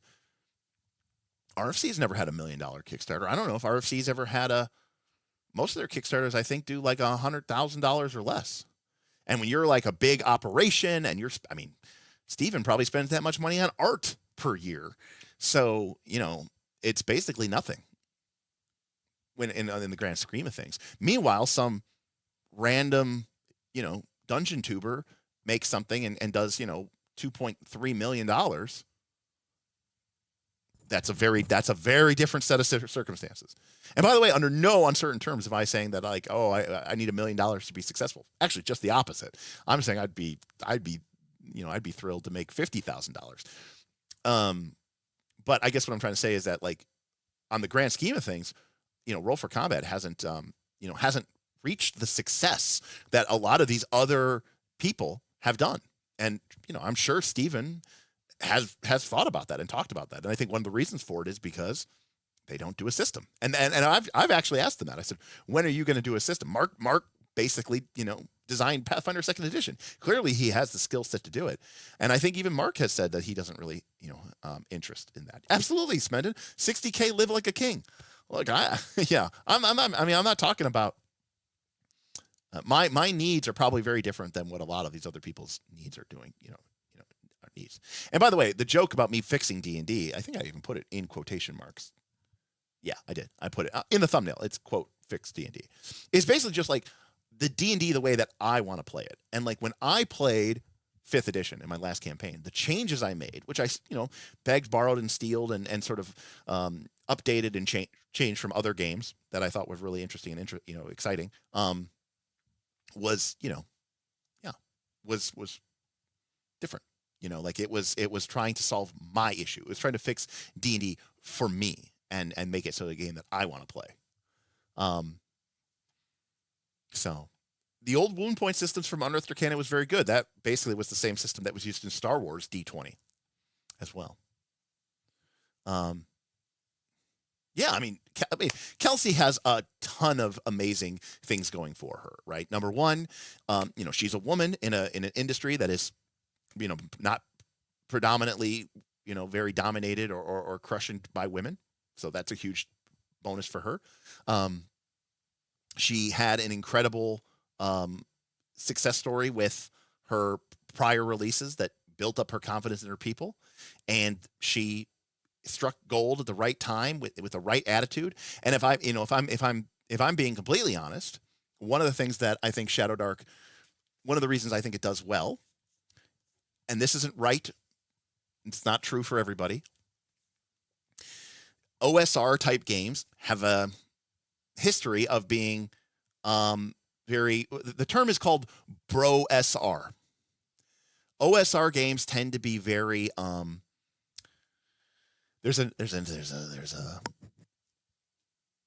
stereotype of it being very misogynistic, chauvinistic, stat caps for women's strength, a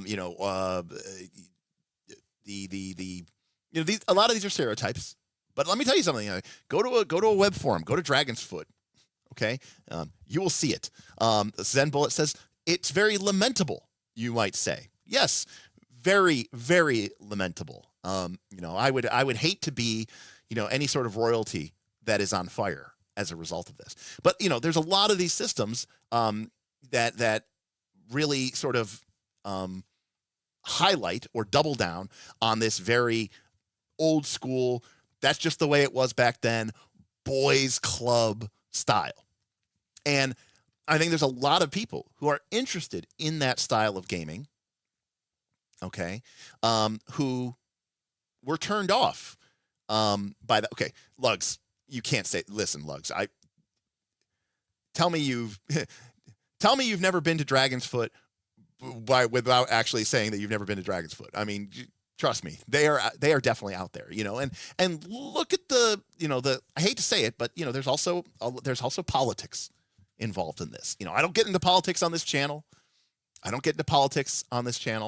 But there's a lot of I think there's definitely a shift in the modern game that I think is more liberal and inclusive, and I think there's a lot of people who, because of the divisiveness that we have of politics, especially here in America right now, a lot of people find that distasteful because they associate, politics is now a lifestyle choice right now. It's your whole identity.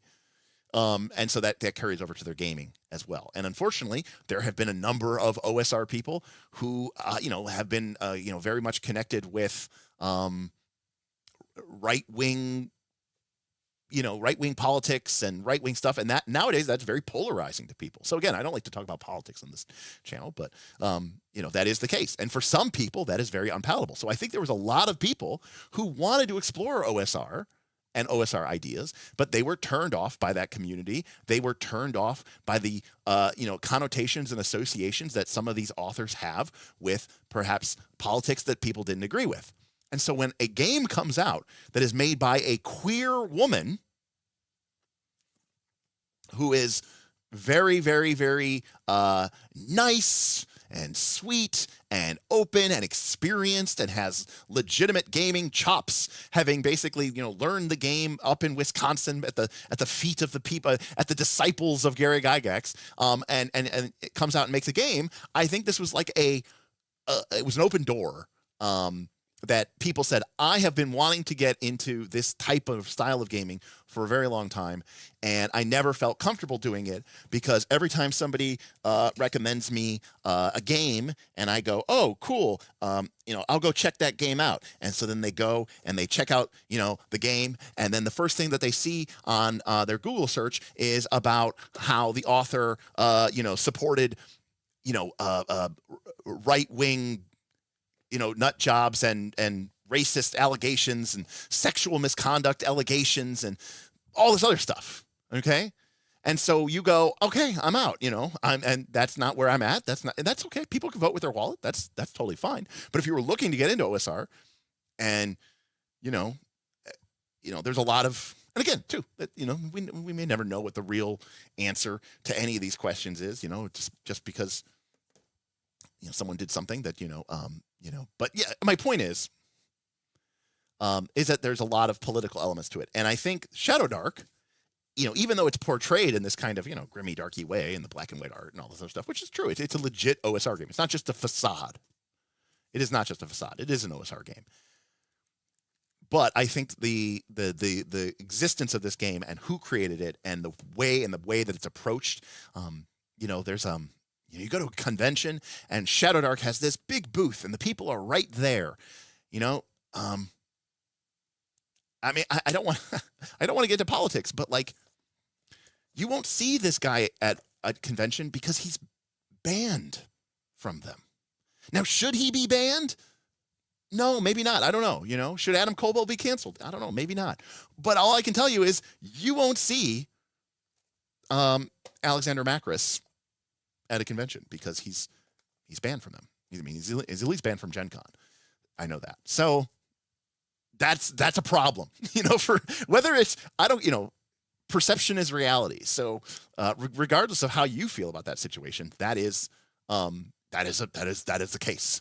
And so if you're, brand new to the game and you're thinking about getting into a game and you go, oh, someone really recommended Axe, and you go and look up Adventure Conqueror King, and then you see, oh, well, maybe I can get him signed. Maybe I can get him to, oh, Gen Con's coming up. Maybe I'll buy it there and he can sign my book. And then you go, oh, Alexander Macris is banned from Gen Con.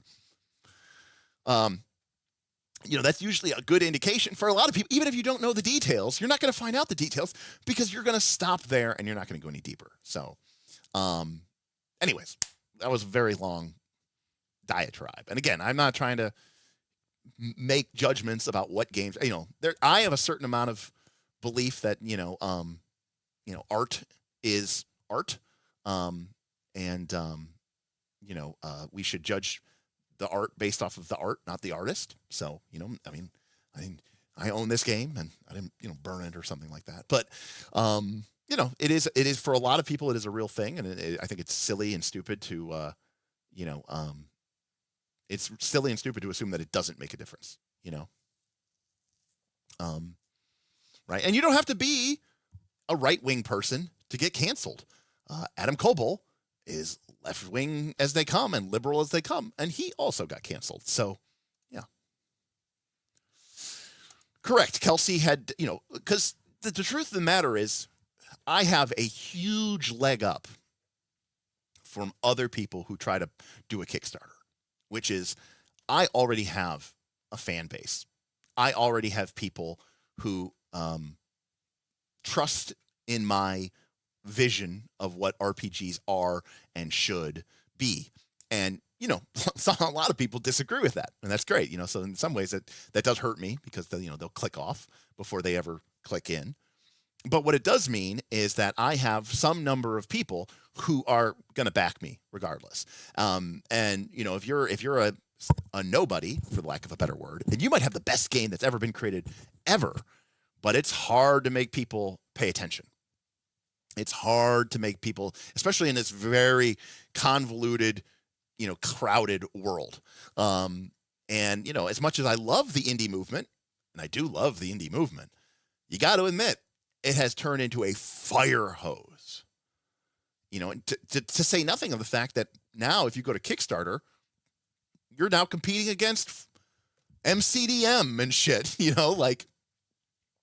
not like, I can go to Kickstarter and I can just see all the small, tiny, independent people who could never afford to do a print run of their game or afford art for their game if they didn't do the Kickstarter to raise the funds. No, now you're competing against multi-million dollar companies or multi-million dollar companies. You're a person with a passion and an ideal, and you've got 100 people on Reddit who love you. And, in a couple of months, Professor Dungeon Master is going to be on Kickstarter and you're going to be fighting against him. That's brutal. I don't want to go again. It's like, you're here like when movies will like change the release date of their film because they don't want to go up against, some massive blockbuster. That's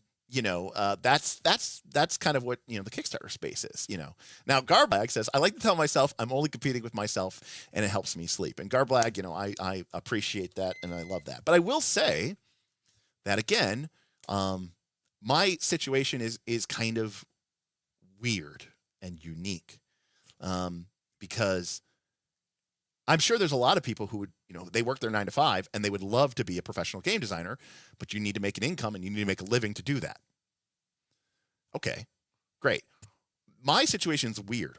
I'm not a professional game designer, but I'm already making my living off of games. So it's I'm in a very unique situation that I don't think most people are in.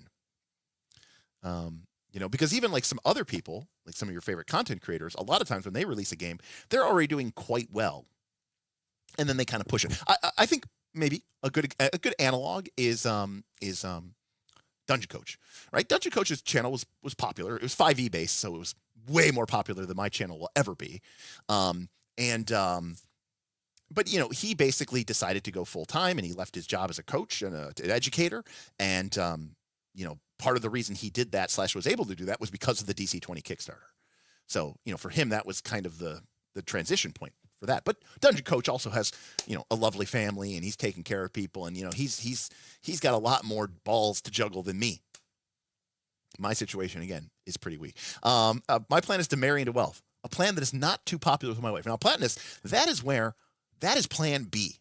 Okay, plan A is create a game that is similar enough to 5e that I can legitimately call it 5e compatible, but does something that is compelling enough that people will actually buy it and I could raise a lot of money. Option B is to hit the gym hard.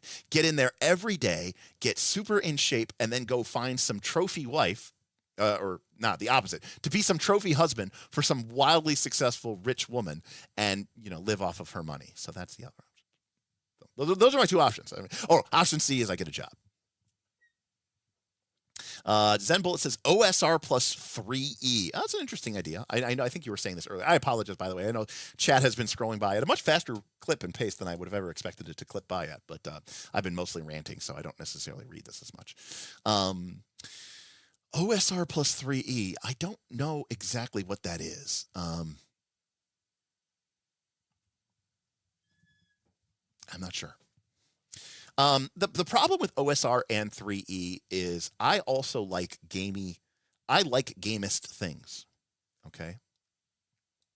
So for those of you who haven't seen it before, one of the core changes that I did in 5E when I made my game is basically every stat. Now, to be clear, there wasn't a whole lot of things here, but every stat, except for Dex, and that was a problem. Every stat was tied to a resource. And Constitution was tied to a stat called Endurance, or a resource called Endurance. And Wisdom was tied to a resource called Willpower. And it actually was 1-to-1. So if your Constitution was 14, your Endurance was 14. And this was a resource that you had. And the way that my game worked is every 5E ability had a resource cost. And the resource cost scaled the more times that you used it. Or I should say it scaled in some fashion. So, for example, Rage might cost 1, 2, 3, 4, 5 endurance. And so the first time you rage, it costs 1 endurance. The second time you rage, it costs 2 endurance. The third time you rage, it costs 3. By the way, this is from level 1. So a level 1 monster, or a level 1 character can rage 1, 2, 3, 4 times, as long as you have the endurance to do so. However, endurance was also your hit dice, or your healing surges. So every character wanted endurance, and if you raged a lot, you didn't have as much hit points to recover. But if you didn't lose your hit points, then that was fine. You could use them another way. Hardrick says, so Dragonbane. Dragonbane, sure. I mean, I this system came out before Dragonbane, but before I knew about Dragonbane. But the way that Dragonbane uses willpower, yes. The difference is that the escalation of these things was what's what I was looking for. It's different in Dragonbane, right? Like it's 2 willpower, 3 willpower. Now, why do I do this system? Is it because I think this is interesting? No. The reason I do this is because the whole point of my game in DTX was you only got these resources back when you took a long rest. And my long rest was like a week in town. And the reason that you didn't go back to town is because the longer you stayed out in the dungeon, you got better and bonus treasure. So there was every incentive for you to stay out and keep adventuring as long as you could, right? Now, you could, in theory, go adventure for a day and then come back to town and do that over and over again. But the price, the cost, and quite frankly, the lack of ability to get the cool bonuses made people very, very determined to stick with it, right? So there was nothing, like I wasn't holding a gun to your head. I just simply said, hey, look, if you keep getting more and more encounters, if you keep exploring more and more of the dungeon, you are going to get better treasure. You're going to level up faster. Basically, I offered people a push your luck mechanic. The entire game basically became one gigantic push your luck mechanic. Now you're not wrong, Philip Manley. I think a core issue you have is that you want to make a game about gritty dungeon delvers. I don't want to make a game about gritty dungeon delvers. Remember, I said I wanted to make I wanted to make an action dungeon crawler. Now I don't want it to necessarily be super heroic. You're right, Philip, and I do agree with you. Most 5e players do want to play superheroes. I'm not trying to pretend. That's why even this thumbnail has "fix" in quotation marks. It's not like trying to fix 5e, because what 5e players want is too wide and too broad of a thing. I'm simply trying to say, like, I think Dungeons and Dragons and the game that is presented in that game should be a dungeon-based game, and I don't think it does it particularly well. So that's okay, Philip. It's fine. But yeah, a game where exploration matters. So, and I don't know that there's like an exactly 1-to-1 between Indiana Jones and Nathan Drake. Yeah, heroic, but not super heroic. That's a good way to put it. And I want I don't want it to necessarily be gritty. I would say I want to make it a heroic, gamey dungeon delver with tactical but simple combat that gives you a couple of choices. Like I am much more likely inspired. Now, this wasn't what I did in the One Ring. Or I'm sorry, this is not what I did back when I wrote the game, because I hadn't played the One Ring. In the One Ring, it's a bit more like rock, paper, scissors. Yes, Lionshead Gaming. Yes, that's correct. In the One Ring, you place your characters basically either in an aggressive position, a neutral position, or a defensive position. And it's both physical. There's no map. Like you might have a map that has, actually they make maps of this that have these zones, but they're not physical zones, right? They're not geospatial zones. They are merely used to indicate, theoretically, you don't need them at all, right? You could just describe what your character's doing. But like if your character is rushing forward and has their, axe raised above their head, that's the fiction, that's the narrative, right? Then your character is probably in the aggressive stance. Whereas if your character is staying back, hanging back and using their shield and wading into combat more, delicately and carefully, they are perhaps in a defensive stance. And it's more, so there's tactics, you're making choices, they affect the game, but it's not like 5-foot grid, Yeah, they added skirmish to that was technically Lionshead game, that was for the solo rules only. It wasn't for the actual thing. But yeah, it's just enough to make it interesting. So I do love approaches. This is true.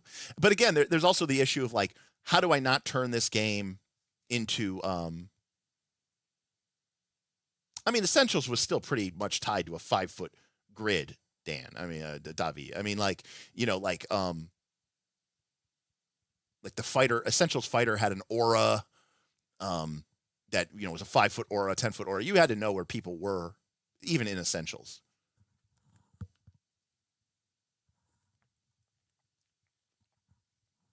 Yeah, there's a lot of stuff. When I wrote DTX, this was like a couple years ago, I would really steal from the One Ring. And one of the things that the One Ring does is make it easy to escape from battle, for sure. So that is something that I think is really, really great. And I think should be, highlighted for sure. Well, Lionshead, I didn't actually write this, but there's also, even in the core game, Lionshead, there's also Rearwood, which is where you can use your bow fire. All right, 13th Age Essentials? Okay, maybe. I can see that. Thank you, Dr. Flamingo. Appreciate you there with the re-up, the resub. I just realized, I was like, I don't even know what day it is anymore. And I thought this was Sunday night, because I know I have to stream Sunday night. And I'm streaming the Dolmenwood campaign. And then I got really confused because I thought this was Sunday night. It is a late one, Doc. Thank you for 21 months. That's right, the Legolas zone, right. It can. It doesn't. Yes. Yes. It can't be a tactical grid. Not really. I mean, it could be, but it would be a little bit weird, right?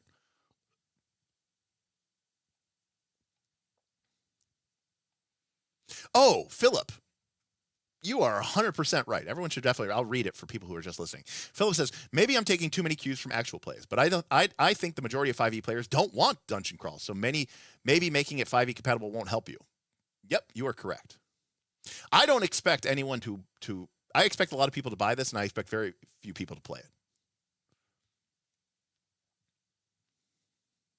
it. To be clear.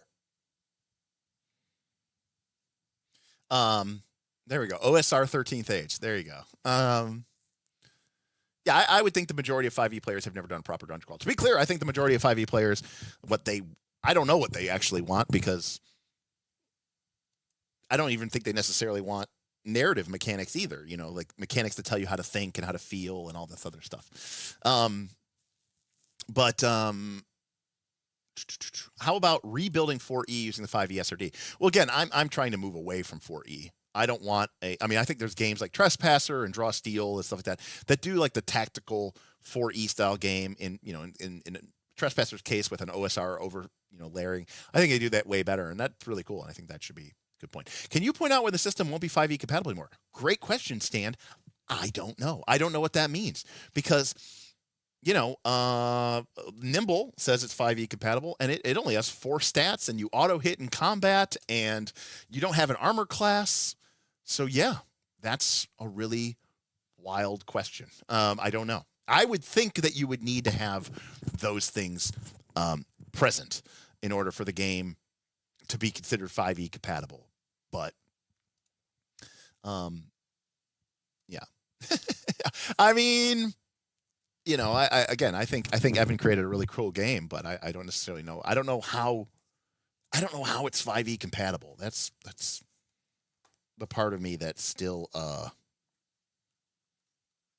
it's got its own spell list, and I don't know. Nimble is, and we had a poll once in my Discord. Actually, let me bring it up. It was a little while ago. It was, what makes a game, what makes something 5e?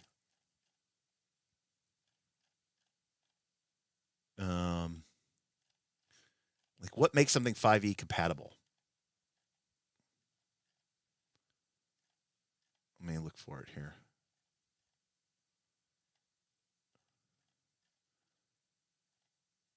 Oh, maybe. Oh, okay, here we go. What does 5e compatible mean to you? And people voted, and people had different topics. And the number one, which 22% of the people voted for, was core mechanics of advantage, disadvantage, proficiency bonus, hit points, and the like. Actually, I'll bring it over here. This was the poll. So 6 stats, a D20 plus modifiers versus a DC.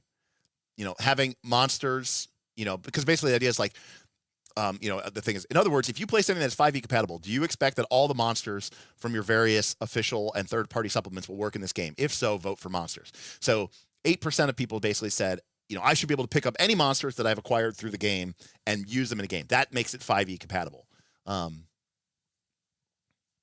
So, there's this idea of, well, you can convert. But, is that really the same thing? So this is what my, patrons thought in terms of what makes something right. So apparently classes and I mean, this is again, the Knights of Last Call community is not your average gamer, but the people who voted here said that things like classes and subclasses weren't really that valid, weren't that important.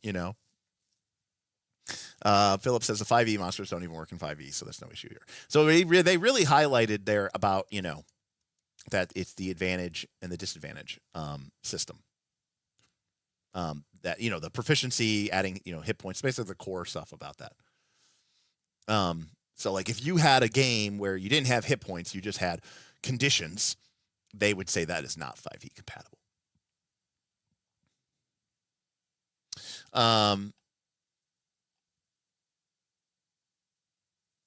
if you change your character in every way possible and play a completely different set of rules, then you too could be compatible with Nimble. Yeah, absolutely.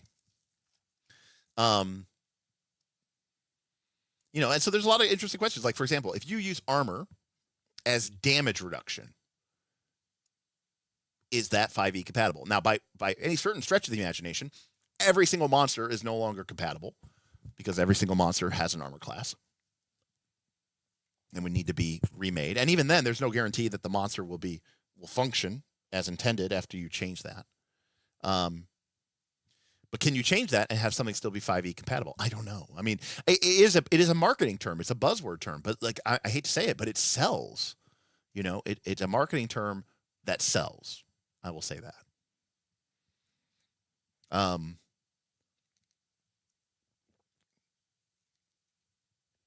I have this. Yes, it's a scale. Nimble is more compatible with 5e than Blades in the Dark. That seems pretty. That seems pretty. Respect. That seems true. Right. It looks like a sticker. I don't even have the lid. It looks like a sticker, but it's not actually a sticker. It's actually printed on there. It's actually really funny. I mean, they knew what they were doing. I mean, you could Lionhead Gaming, but also all of the stuff that those crafting things do doesn't correspond to 5e. So you'd have to sit there and make up game effects for every single thing that those things do because they give you, that. So what are your design? That's a great question. Now, that is a great question. Stan, not so Stan. What would be your design limitations on this project? I don't know.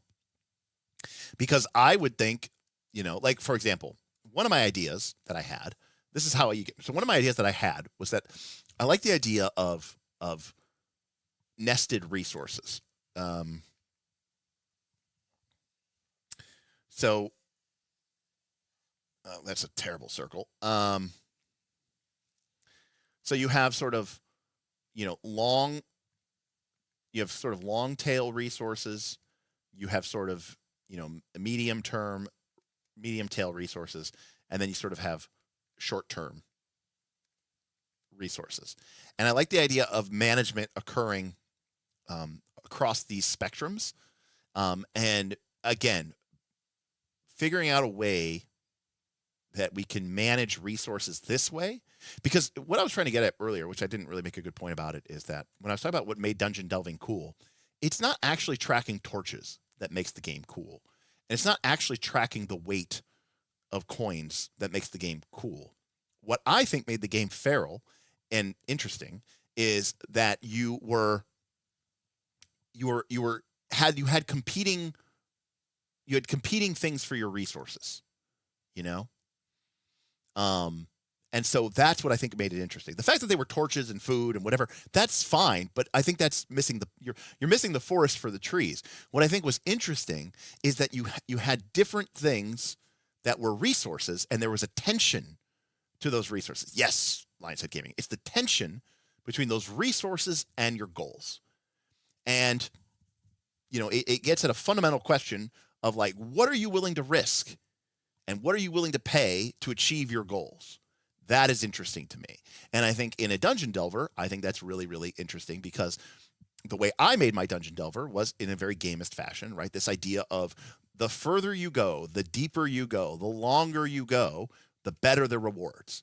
And so as you spend more and more of your precious resources, things theoretically get more dangerous, but the rewards could get higher, right?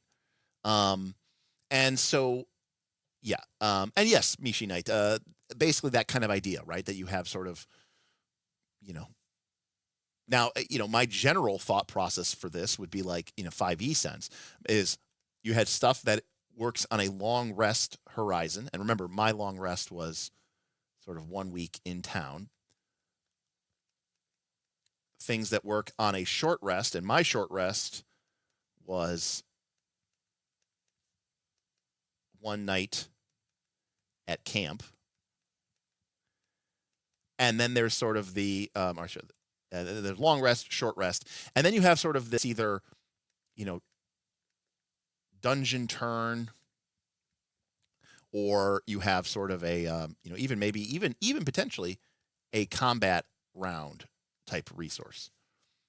And And so the idea is that you have these resources and you're managing them throughout 3 different or 4 different time horizons.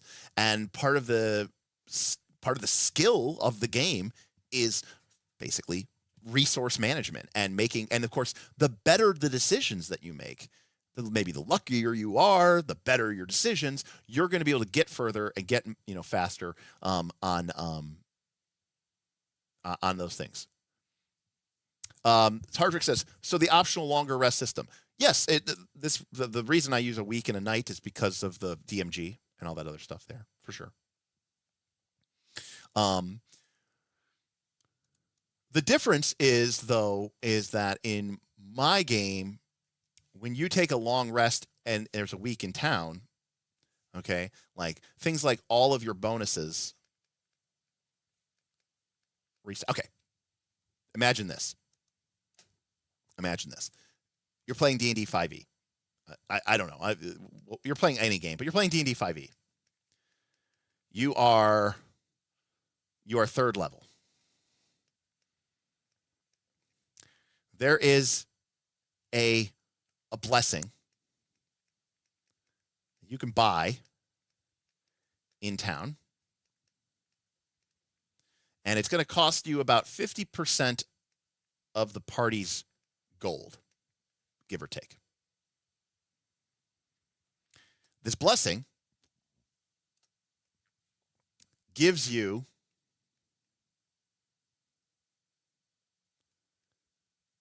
advantage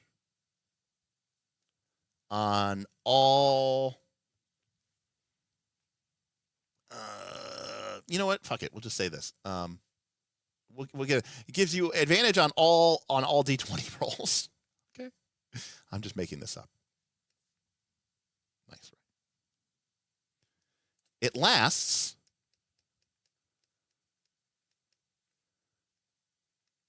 until you long rest again. Now, and here, just to make it even a little bit more, we'll make it 70% of your party's gold. Okay? Do you buy this? And if you do, how long before you long rest again? Well, wait, Derek. How long does this last? As long as you don't long rest. This will last forever. If you never long rest again, this will last forever. Exactly. You're going to go as long as possible. And yes, Philip, that is exactly right. The goal is always to use the lowest resources in the hierarchy as possible. Okay? But now, stay with me here. You go into the dungeon, or whatever, the adventure. The fighter blows their action surge, and the wizard casts all their spells, all their highest level spells. And you've gone through, 3 encounters. And the group goes, and these players go, we should go back to town and long rest. We should go back to town and long rest. And everyone's like, no. Like, we just bought this extremely expensive buff. We need to milk this for all it's worth. Like, I'm trying to get, I don't know, fucking 10. I'm trying to get 10 encounters off of this.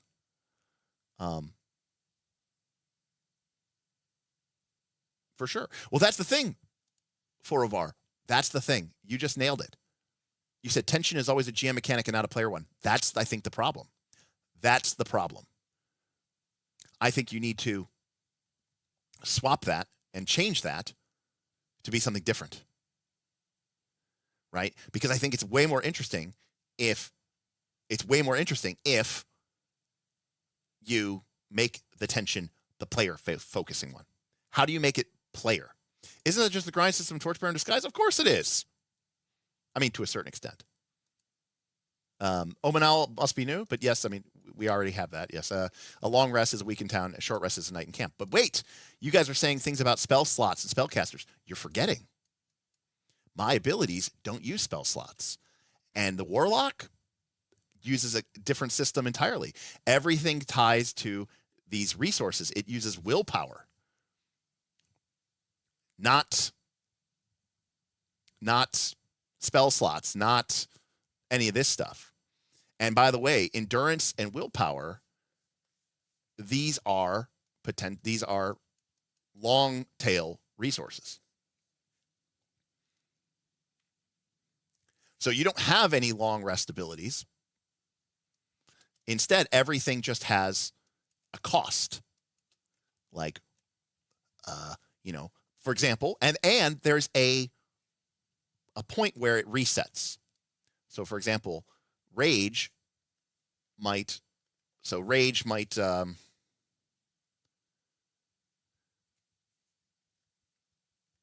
they will either reset on the turn, on the short rest, or on the long. But this is the way it worked in DTX. This doesn't necessarily mean that this is the way it would have to work in the future. Well, everything is point pools. That's the point. So for example, let's see here. So ability, resource, track, reset. And I'm just pulling this out of my ass. None of this is actually means anything. Rage might use your endurance, and it looks like this. 1, 2, 3, 4, 5, and it resets on the long rest. Bardic inspiration might look like this.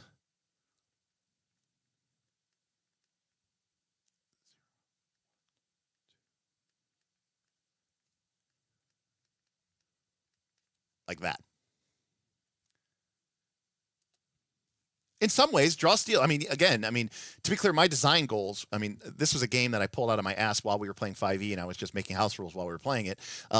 These are what my 5e house rules look like, by the way, 3 years ago. But yeah, there's a lot of stuff in draw steel that is really good. I've talked about why draw steel is really good, because it builds in that tension increasing curve, which I think is really, really cool, for sure.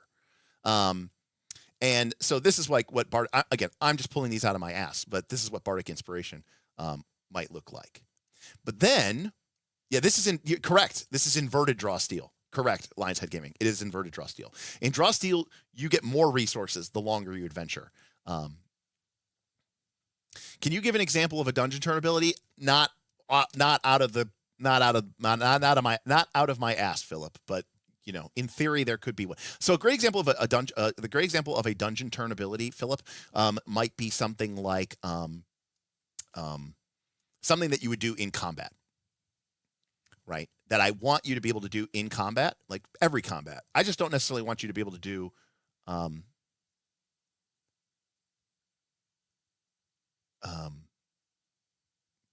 You can't send a super chat. Weird. Really? Let's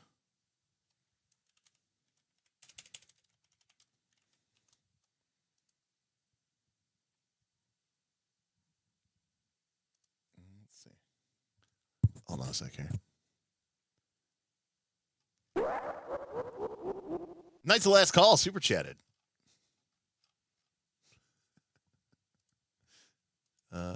Hello, me. All right. Well, that did work.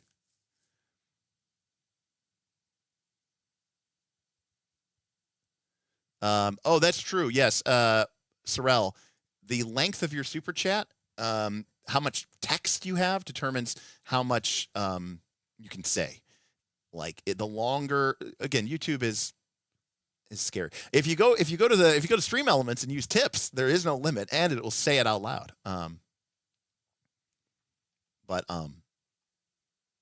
But yeah, there's a limit based off of how much money you're paying. So if you have a really long super chat, it might require you to spend like $20, and that's crazy, It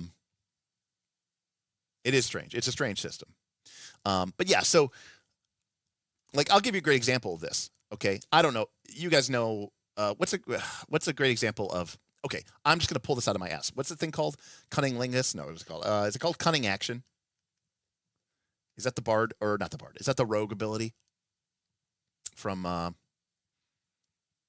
Is that the rogue ability from? The bonus action one. You know the one I'm talking about? Is that what it's called? Okay, yeah. It could be endurance. It could be willpower. We'll make it endurance. Okay. So the track for cunning action might look like this. Or something like that. Or, you know, maybe it looks like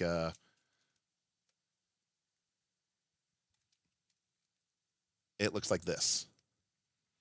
So like in a turn, which, you know, is maybe 10 minutes, the first time that you use cunning action, it costs 0 endurance. The second time you use cunning action, it costs 0 endurance. But the third time you use cunning action within this turn, by the way, turn meaning like 10 minutes, like the dungeon turn, not a round, it costs 1. And if you use it a fourth time, it costs 2. And if you use it a third time, it costs 3. But then after the fight is done, and if that fight turns straight into another fight, this track doesn't reset. But after that combat, if we have a dungeon turn of 10 minutes long, then this entire track would reset.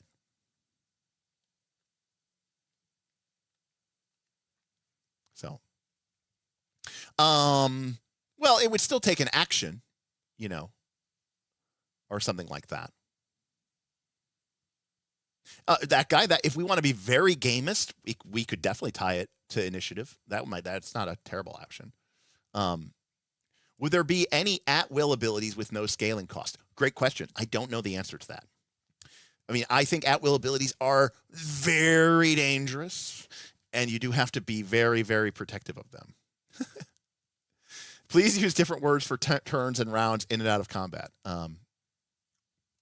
What is the adventuring day with this system? How many encounters? The answer, Forivore, is there is no adventuring day because it's entirely up to the players. Because the only reason the adventuring day exists is because people have to make adventures where the party is presumed to like have to go and do something because they need to save the day before, you know, the whole thing falls apart. But the problem is, if this is a dungeon, dungeons don't have that. So it doesn't really matter in that respect. If I want it to be, you know, well, there is no completing a dungeon. You know, you could go to the dungeon and fight 2 things, or you could go to the dungeon and fight 25 things. There's no there's nothing you have to do. It's entirely player driven. Garblag says, unless you steal deeds. Well, correct. I mean, to be clear, when I made this 3 years ago, I was not aware. I don't even think it existed yet, but I was not aware of things like Sparks and Shadows and Deeds and other really cool ideas that have come up. And, you know, there's a lot of cool systems that have come up. Like I said, when I made Dungeon Time Extreme, it was just a, you know, theater of the mind style combat. Now that I've played, you know, the One Ring, 2nd edition with its, different stances of combat, I think that's really cool. It's like, it's a great mix between theater of the mind and still having some like zone-based actions. All right, a couple things here. So Garblag says, did you see my limit break style option for this on the Discord? A power that only becomes active once you've used something else 3 turns, for example. Like once you've used cleave 3 times, you're juiced up for a great cleave. Oh, that's kind of cool. I mean, that's definitely leaning, that's starting to get a little bit super heroic, Garblag, but I do think that's kind of cool, for sure. But I see what you're saying there. Like, yeah, like, it's almost like a deed, but instead of getting a new ability, you get to use that ability once, right? And then it kind of resets. Without a super chat, there you go. Stepped away for a couple, grew up on Redbox in the middle of Satanic Panic. Parents used to shut down, used Commodore 64 with Pools of Radiance and Champions of Kryn to keep going. B4, BG1, 2, Neverwinter Nights. Yeah, all amazing games. I I love Icewind Dale myself. So yeah, deeds. I mean, it's a really cool system, and obviously the whole system is built from the ground up because you don't really gain feats and stuff like that. You gain that ability when you take it. It's not like you could use deeds for XP, but that's not really the fully capturing the awesomeness of it. Forvor, I'm not gonna lie, I don't know about a spreadsheet in a dungeon, but there will be some. You'll be filling in some bubbles. I mean, Garblag, I know Garblag likes to fill in some bubbles. You can steal deeds as long as everyone on the Discord buys heroic deeds. There you go.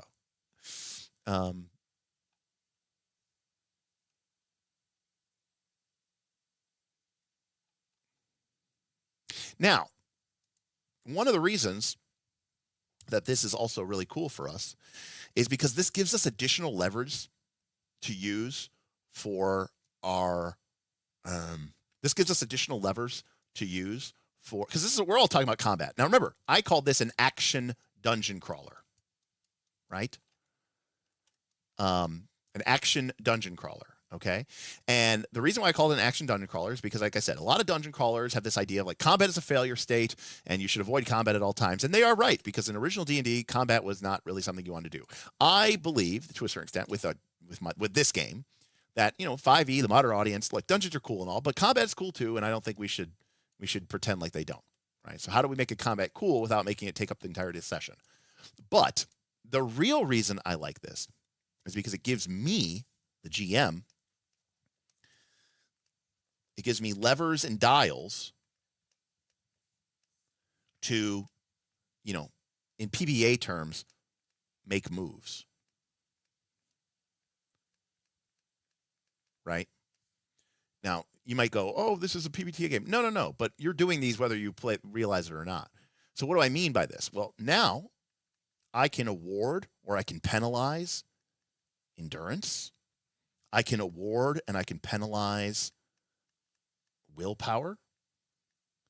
And the best part about it is this isn't a death spiral.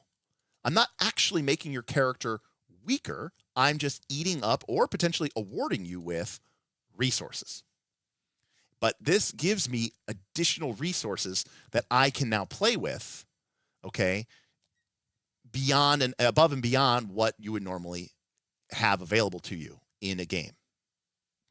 Philip says, is there just endurance or willpower? No. Originally, there was 6, but I couldn't figure out one for dexterity, so then there was 5. And then that made me irritated because I didn't have one for dexterity. Now, you're curious, how many levers are too many? It's a great question, that guy. I don't know what the right answer is. I know that I want it to be more than just, I guess, hit points. I guess 5e technically had hit points and, what is it? 5e had hit points and the exhaustion track. Is that really it? I think so, basically. No, because the exhaustion track punished your character. Right? Because you got actually penalties to your attack rolls, right? Oh, sure. Hit dice. I completely forgot about hit dice. Yeah, hit dice. That's a great one too. I mean, taking away endurance, well, to be clear, Mateo, it is a punishment. If you did something bad and it resulted in your character losing willpower or endurance, it is absolutely a punishment. What I'm saying, though, is it doesn't create a death spiral. Because it's not like giving your character a permanent -2 to hit. In the original game, again, I'm not saying that these are ideal. A lot of this was inspired by and taken from 5 Torches Deep, which was a really cool game. Strength resource was called Load and was basically your carrying stuff. To be clear, I didn't like this. Not a fan. Dex, I was going to give it a resource, but the problem is dexterity was already so broken in 5th edition, and I never really figured out a way because it already affected it already affected initiative, one of the most common saves. It already affected attack rolls and damage rolls for ranged and finesse weapons, and of course AC. So it already seems so powerful. Now, someone asked, Philip asking a lot of questions. How did you not have a resource name for dexterity. Oh, I did have resources named for dexterity. It's just I couldn't figure out how to make it work. Does every character use every resource? The idea is they do, at least in the context of a dungeon delving game. Okay, so the idea was that strength, every character wanted it because it allowed you to carry more, and the resource was called load. You spent load to carry stuff. I know it was a little clunky. It's basically encumbrance, but again, I didn't love this. I kind of stole this from Five Torches Deep. Okay, con was your endurance stat. Int was your, yeah, listen, also, I was playing with a bunch of men in their late 30s, so obviously they were 12 years old. Does anyone have enough load? I spent all my load. I dropped all my load, Intelligence was a kind of a inventory point quantum inventory resource. So again, getting to the idea of, I didn't want to deal with the minutia of whether your character had chalk or whether your character had a crowbar or whether your character remembered twine. That wasn't what was interesting to me. What was interesting to me was your character being like, did I bring enough stuff? And did I bring the right stuff? And also, so I use this idea of inventory point system, which, Fabula Ultima, it's from Fabula Ultima, where your character has a certain amount of IP or inventory points. And you can spend that inventory points to basically pull something out of your pack, and now you have it. So the same idea is with this. So does a barbarian, yeah, it's basically like the Prescient Planner feat. Yep, literally, very much like the Prescient Planner feat from Pathfinder 2nd Edition. And I like the idea that the smarter your character is, right, the more likely that, you brought the right thing, To be clear, it's small stuff, Lion's Head Gaming, not like a desk or something like that. The idea is IP is the stuff you brought, load is the stuff you pick up. That is exactly right, Philip. That's exactly right. Wisdom is willpower. And by the way, we didn't really talk about this, but in theory, you could have a class, like, I don't know, like an alchemist class or something like that, or whatever, that has abilities that use inventory points, I guess. But endurance is used for physical, stuff like, abilities like rage, right? Or the cunning action. But endurance is also your hit dice.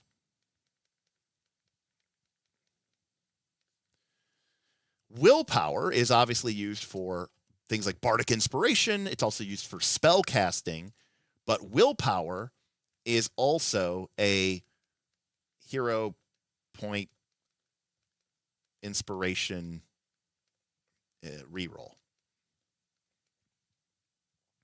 Basically, like, if you spend a willpower point, you can make a roll with advantage, or maybe a reroll. I don't remember. I think we changed it a couple of times depending on whether we thought rerolls are cool or not. Because sometimes they're lame because you roll worse or whatever, and sometimes it's cool to roll with advantage because it feels better to roll with advantage than to re-roll and roll worse. But it also feels bad to realize you missed and then need to realize you should have spent the point beforehand. There's never really a clear way of which way it's better or not. And then charisma, also stolen from Pathfinder 2 beta, gave you resonance. And this was a resource that used was magic item usage. So in this game, you cannot use infinite healing potions, for example. Thank you, Testy Trekkie. Appreciate you there so much. Coming in for 2 months. Appreciate you. And if you carry enough, your character's name can be IP freely. Yes. Yes. If you have enough.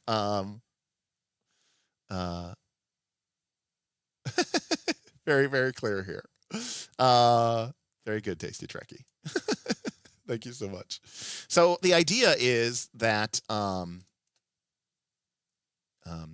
in my personal opinion, in this game, in theory, everyone would want strength because the amount you can carry is directly related to how much experience points you're going to be able to get my game was treasure based.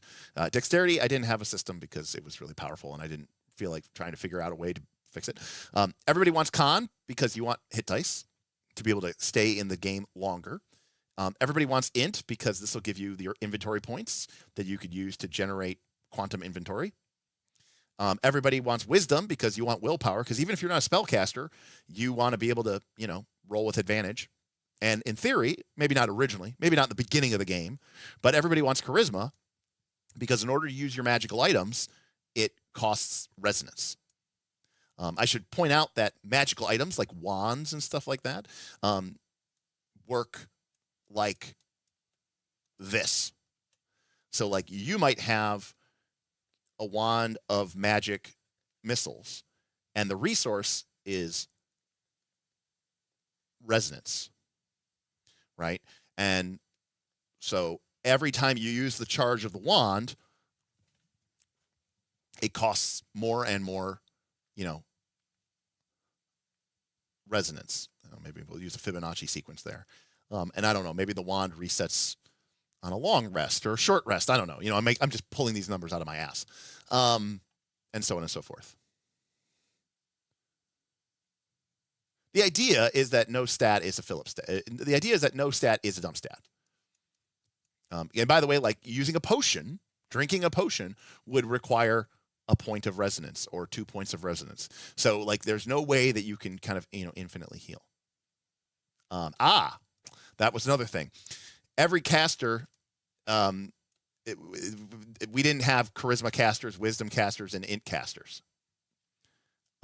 Because wisdom is OP, every class used wisdom for willpower, and things like their DC was based off of int. But that's also because I hate the cleric, and I kind of wanted to make it more like a white mage.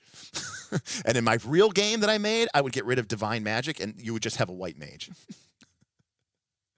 Now, that's a great question. Why do you need a dex stat? I don't know. Because it was D&D, and we were trying to keep it, 6. I don't know, No, of course there's hit points. Yeah, of course there's hit points.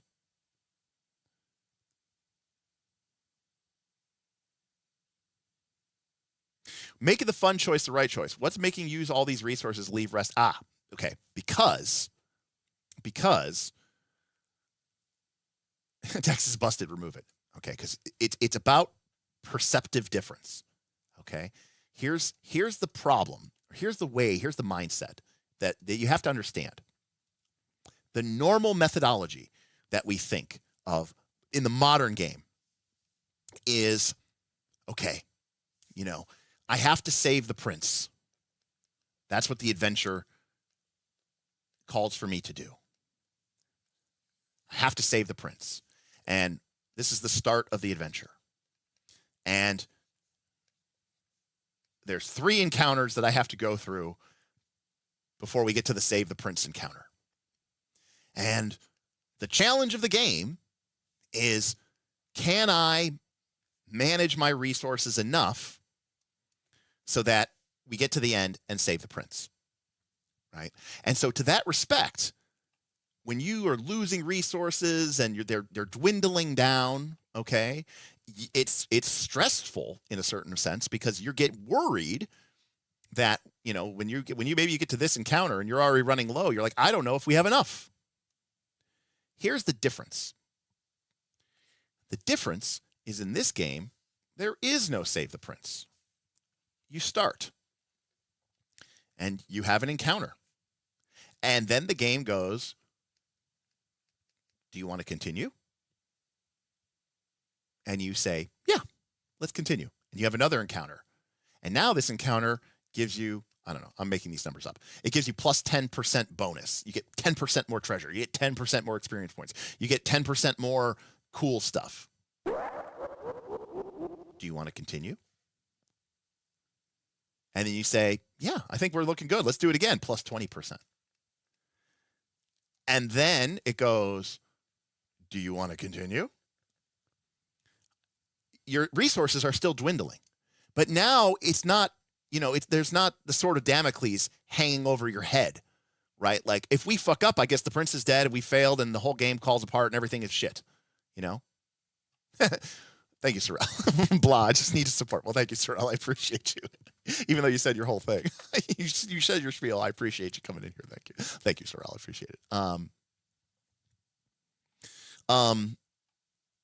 Oh, Mateo, it is now some of the resources change more than others. Absolutely. It is gamey. It is tracking stuff. I fully admit that, you know. Make AC a resource based. Well, you joke about that guy, but that is actually what I would. That's actually kind of what I want to do in some variant of a game that probably is too far extended from this. But it's gambling. It's pushing your luck. It's you know, it's everything that you would want it to be. I mean, you could be in this dungeon if you want to save the prince, but you know that's not really the way it works. Yeah, Mythic Bastionland uses guard. Actually, my current take, I'm not going to get into it, but basically, I like the idea that it's nimble does something kind of similar to it, sort of. But I like the idea that like your character doesn't. I've talked about this a long time on like the Discord, which is the idea that like this goes back to my reaction system that I had in PF1. But like the idea is that every attack hits you unless you dodge it. And the number of dodges you get per turn is tied to your character's dexterity and penalized by your armor. And your armor is damage reduction. So that's kind of where like I would prefer the game to be at. Hold on a second, I'll be right back.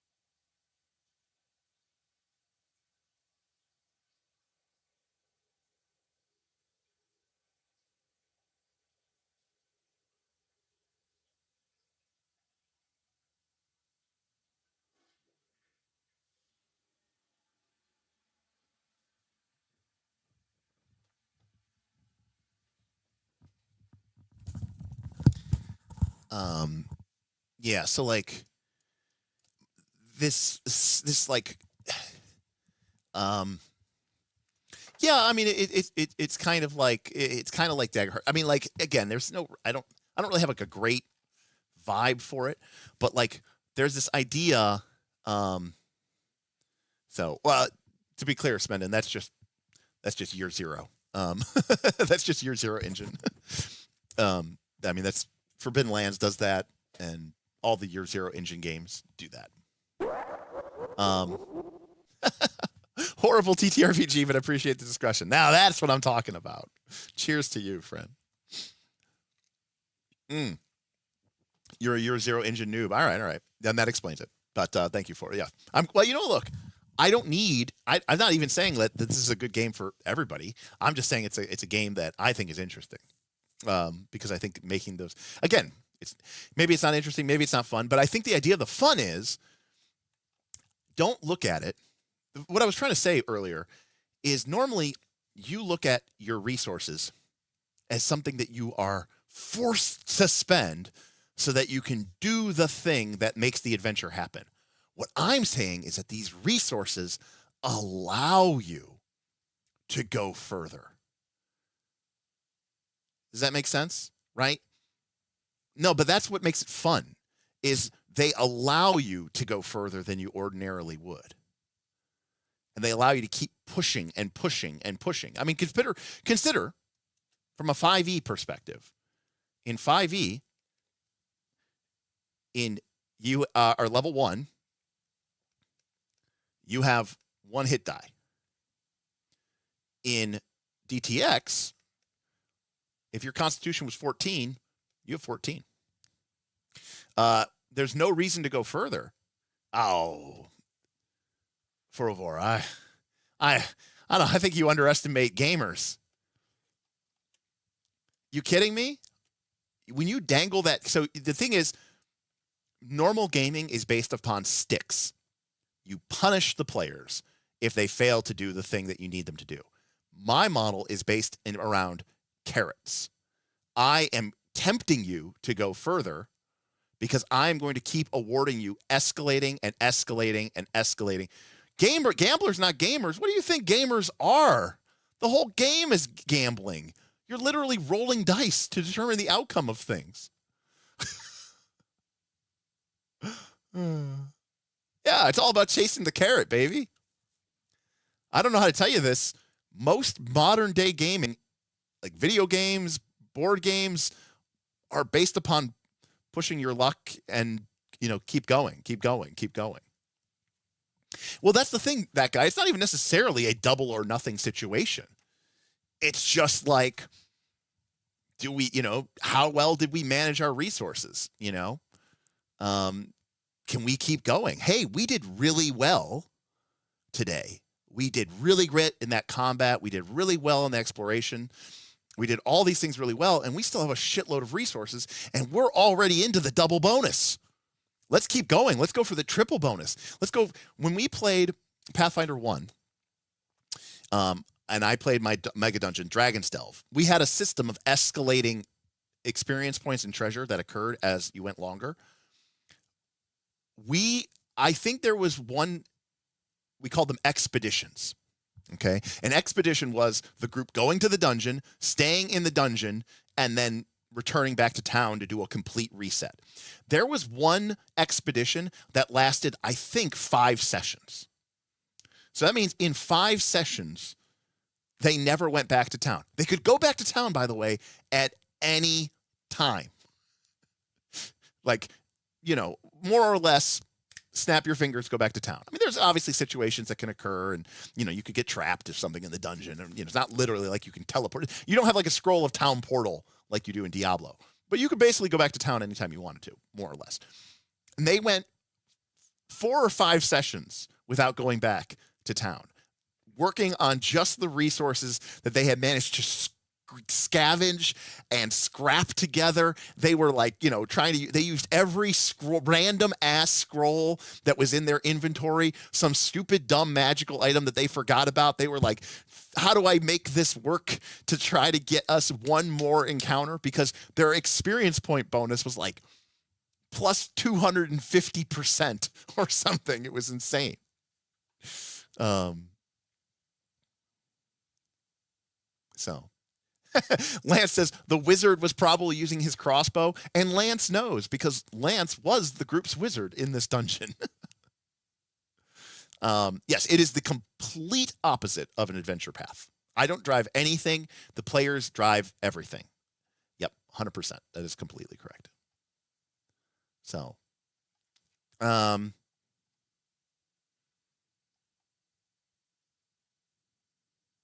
you get that 4x multiplier. What are you going to do? Go home? You're going to go home at 4x?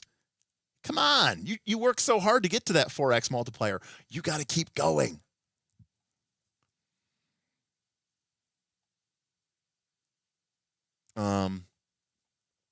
How do you not give more resources towards one player versus another PC? I'm not sure I understand that, Censor.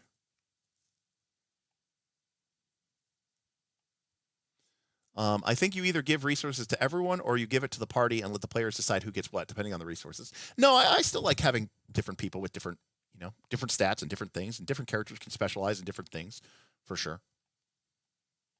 Now, I will say that, because I think the party dynamics, you start getting into a place where it's like everybody's the same, and I don't like that. I don't like everybody being the same. I don't like the you have one key stat that's used for everything type mentality that you see in some RPGs. Even 4th edition can sometimes be kind of guilty of that at times.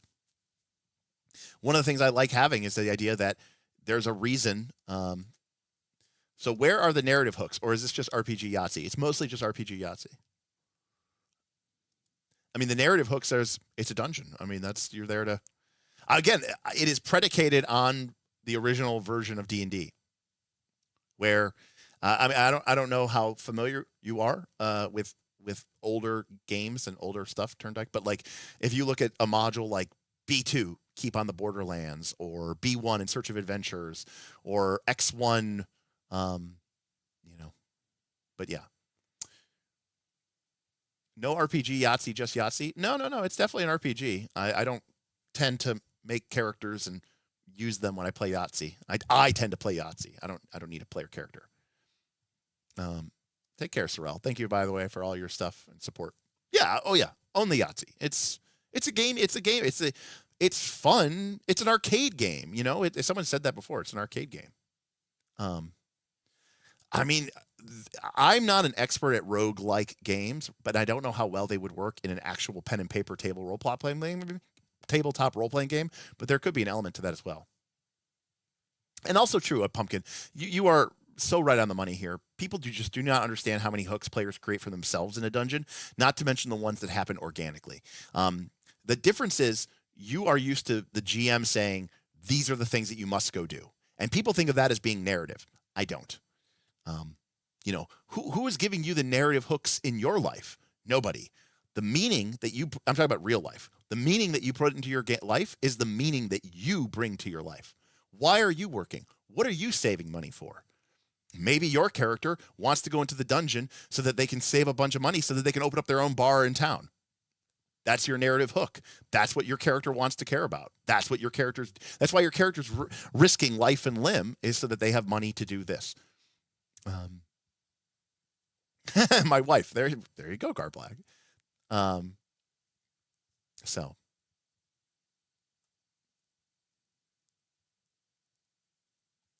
But you know, I think giving players the choice to sort of direct it. Now, to be clear, Derek is no. Here's the crazy thing, though. See, Derek, when people talk about narrativist stuff, I go, okay, I'll show you a narrativist game. And when I show people a narrativist game, they usually nope the fuck out. Because a narrativist game will come in with things like from Avatar, where, you know, you'll have this mechanical, you'll have a mechanical element to what your character cares about. And people go, no, I don't want that. I'm like, well, wait, I thought you said you wanted narrativist mechanics. And they said, no, I didn't want that. I go, so what did you want? And I think the answer is I don't think people know. But yeah. So. Yeah, I mean, there's a fine line between, you know, literally making it into a Gauntlet arcade game and versus making it, you know, whatever. But I mean,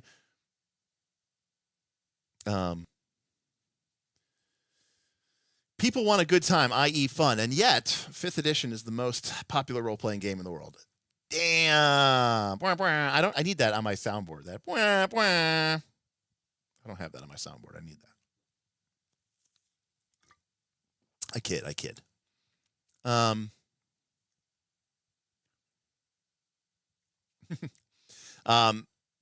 This is also why we can also tell systems a setting. You don't play Adventure Pass, but modules or dungeons with that. Very, very true.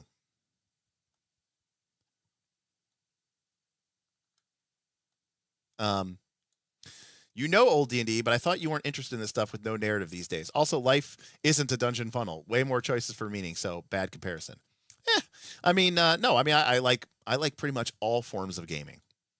The only thing I don't like, I will admit, is hyper simulationist type games. The ones that have, like, you know, how many hit points does your knee have? How many hit points does your right hand have? How many hit points does your left hand have?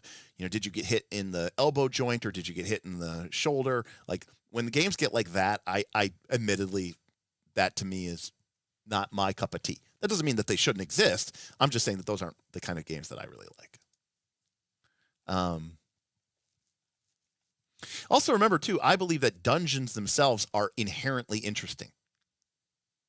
So that's another issue that maybe other people don't agree with. I think the exploration of a dungeon, the learning about the dungeon, its secrets, why does it exist?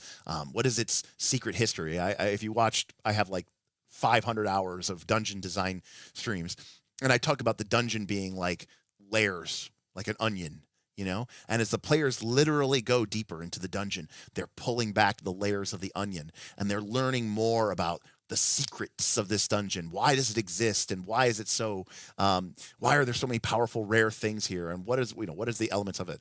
And I think that's really, you know, and it's like, oh, you know, there's an ancient meteorite that landed here, and it's full of some special vibranium ore, and then you basically just steal the culture of Wakanda and put it into your dungeon, and then the players start to learn about that and the wars that occurred about it. Now, there's no narrative there. You're not telling a story. It's not like there's not Act 1, Act 2, Act 3, and then the characters hit the climax, and then there's the denouement, and then there's the resolution. No, but there are things there, and I guess the question is, do the players engage and care about that or not? And I mean, I personally think that kind of stuff is interesting.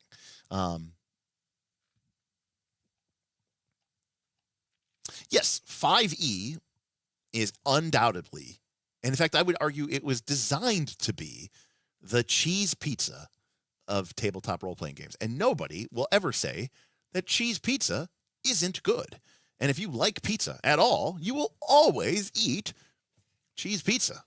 You're like, oh, I prefer pepperoni with the cups, and with banana peppers. That's how I like my pepperoni. That's how I like my pizza. I would prefer that, but for most people, they just don't care enough. They go, I just eat pizza. Is it cheese? Okay, cool. Plus, like, you're like, I don't know if people are, vegetarian or not. And then you're like, oh, we'll just get vegetarian pizza. Well, yeah, but some people don't eat mushrooms, and some people don't eat.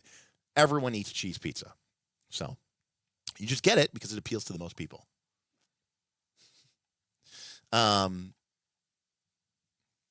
So I make a lot of pizzas at home. I just make my own dough. Just not that it's anything miraculous, but I make a pretty good pizza dough. My recipe that I've tweaked over the years, and I make a half sheet pan. That's how I make it. I used to make it like a round, but now I just did a half sheet pan, and I make my dough, and I kind of roll it out a little bit and put it in my sheet pan, let it proof, and then add my toppings and bake it. Works really well. It's a 20 square cut pizza, and my roommate Amanda, she loves pineapple on pizza. I hate pineapple on pizza, but she one of the pizzas that she loves, we call it the bougie Hawaiian, and the bougie Hawaiian is it's pineapple, but it's prosciutto instead of like bacon or ham or something like that. So we use prosciutto and pineapple. And even though I don't really like pineapple on pizza, it's pretty good with the prosciutto. But I like barbecue sauce. I like banana peppers. Yeah, it is so easy to make and so cheap. It's disturbing. I mean, I'm sure it's not that expensive from Trader Joe's, but it really is super cheap and super easy to make.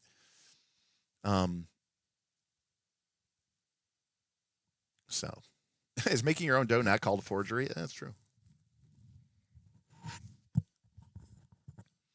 I mean, to be clear, Mateo, I mean, I think Daggerheart also has a lot of cracks in it too. It's just brand new and people haven't really figured it out yet. But yeah, I mean, it's cool. It also comes down to what is the game expecting you to do with it. I think a lot of people judge 5e because they assume, somewhat rightfully, that 5e is a game about like challenging the players. And they find themselves in a struggle where the GMs struggle because they say, this is bullshit. The CR system doesn't work, or the monsters are too weak, and the players are the players kick ass and they're broken. And all that stuff is maybe true.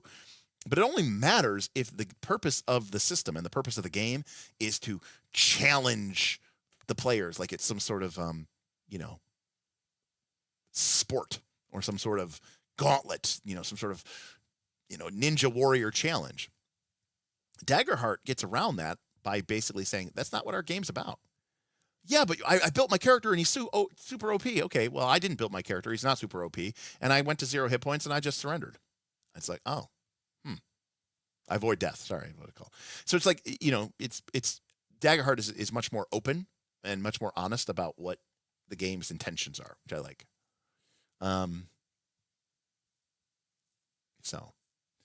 I have completed 2 Daggerheart campaigns to 10. Wow, fucking. I am strong. Props to you, sir. Strong.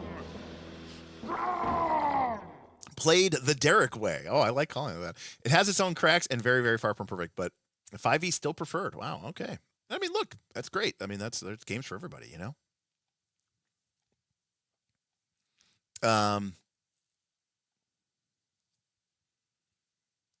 So we didn't get into this because we didn't have time. But the other thing that I did in DTX, which I talked about on my Land of Eam stream, is that I made 5e D&D. We didn't even remotely talk about this, but I made my 5e D&D game PBTA. Every DC was 10. Every DC was 10. If you got a 10 to 14, you succeeded with a cost. If you got a 15 through 19, you succeeded. If you got a 20 or higher, you succeeded with a benefit. If you got a 5 to 9, you failed with a benefit. And if you got a 1 to 4, you failed with a cost. So yes, we didn't even get into that, but the whole game was also PBTA. I didn't use a binary resolution. Instead, I used a 5-part resolution system, which ironically, I was shocked. Land of Eam did the same thing. They used a D12, but I used a D20.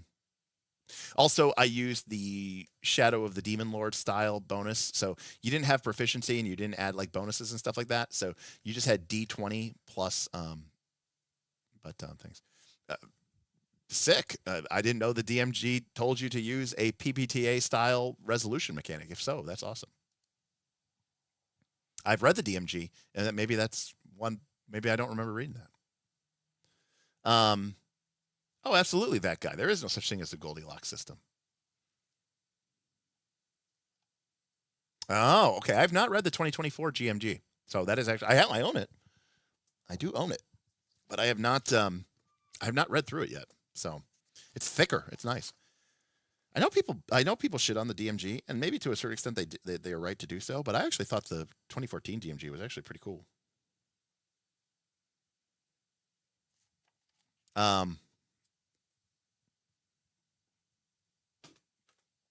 So what's interesting, Rastaman, is, but I didn't add static bonuses, Rastaman.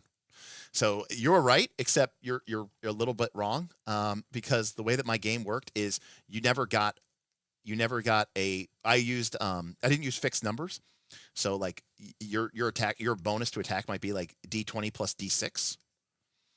Okay, and what that ends up creating is it actually ends up creating a distribution that looks like this. It's a trapezoidal distribution. And where your extremes have diminishing costs, and then the middle of your range is linear. So it's not a bell curve or a point, like it would get with a 2d6, and it's also not just a straight linear progression like you would get with just a single d20 roll. Something like a d20 plus a d6 gives you this trapezoidal distribution curve, and I think it's perfect for what I'm trying to do, and in this range of things. In other words, I want this to be rarer, and I want this to be rare, and I want these things to basically be equally likely, give or take. And if you look at this, equally likely, if we ignore the rare tails, equally likely means that you have roughly a 33% chance of failing, but you still get a benefit, and you have a 66% chance of succeeding, either with or without a cost. And for me and for my money, that is like a perfect ratio of what I want in a die roll. I don't want it to be 50-50, but I also don't want it to be like I'm 90% to succeed. Why am I even rolling? I think 2/3 versus 1/3 is like kind of the sweet spot. I'd even go as high as like 70-30 or something like that. Maybe 75-25. 25-25 is starting to push it, I will admit. So like 66% for me is perfect, but like 70-30 I think is okay as well. And then again, because of this trapezoidal distribution, the curves are, or the extremes are less likely because they fall off the cliff, if you will. And the way that this basically works is like you roll a d20 and then you roll a d6, but if like somebody else gives you a benefit of a d6, you roll 2d6, but you don't add them together. You just take the highest value. So, for example, even if you were like blessed and you had something and you had something and you had something and you had something for some crazy strange reason that you were rolling like 6d6, the highest you could ever get from this is 6, right? Because you're going to take the highest value rolled. Now, you're very unlikely to get a 1 or a 2 or a 3, and you're almost certainly going to get a 4 or higher, and you're probably get a 5 or a 6, but it's not guaranteed. But you're never going to get bigger than a 6. So this is what Shadow of the Demon Lord or Shadow of the Weird Wizard does, and that was also a big inspiration for me in terms of mechanics.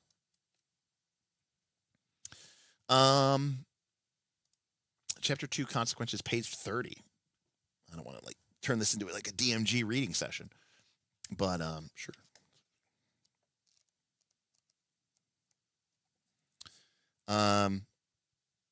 Nice. Yeah, degrees of failure, degrees of success. That's great.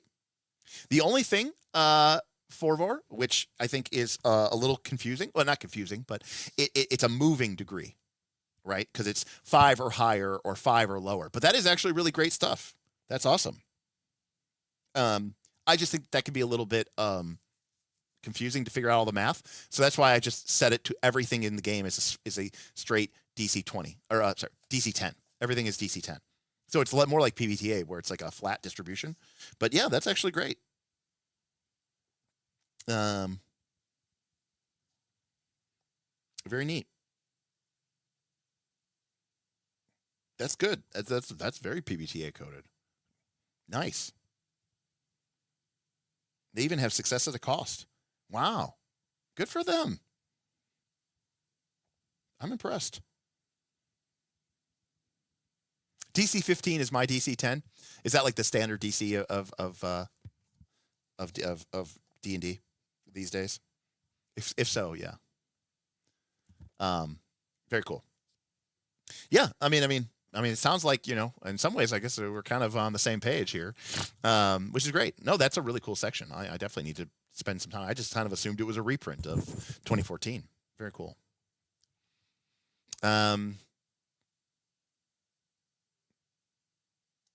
Correct. Pumpkin's talking about why I don't like Commander.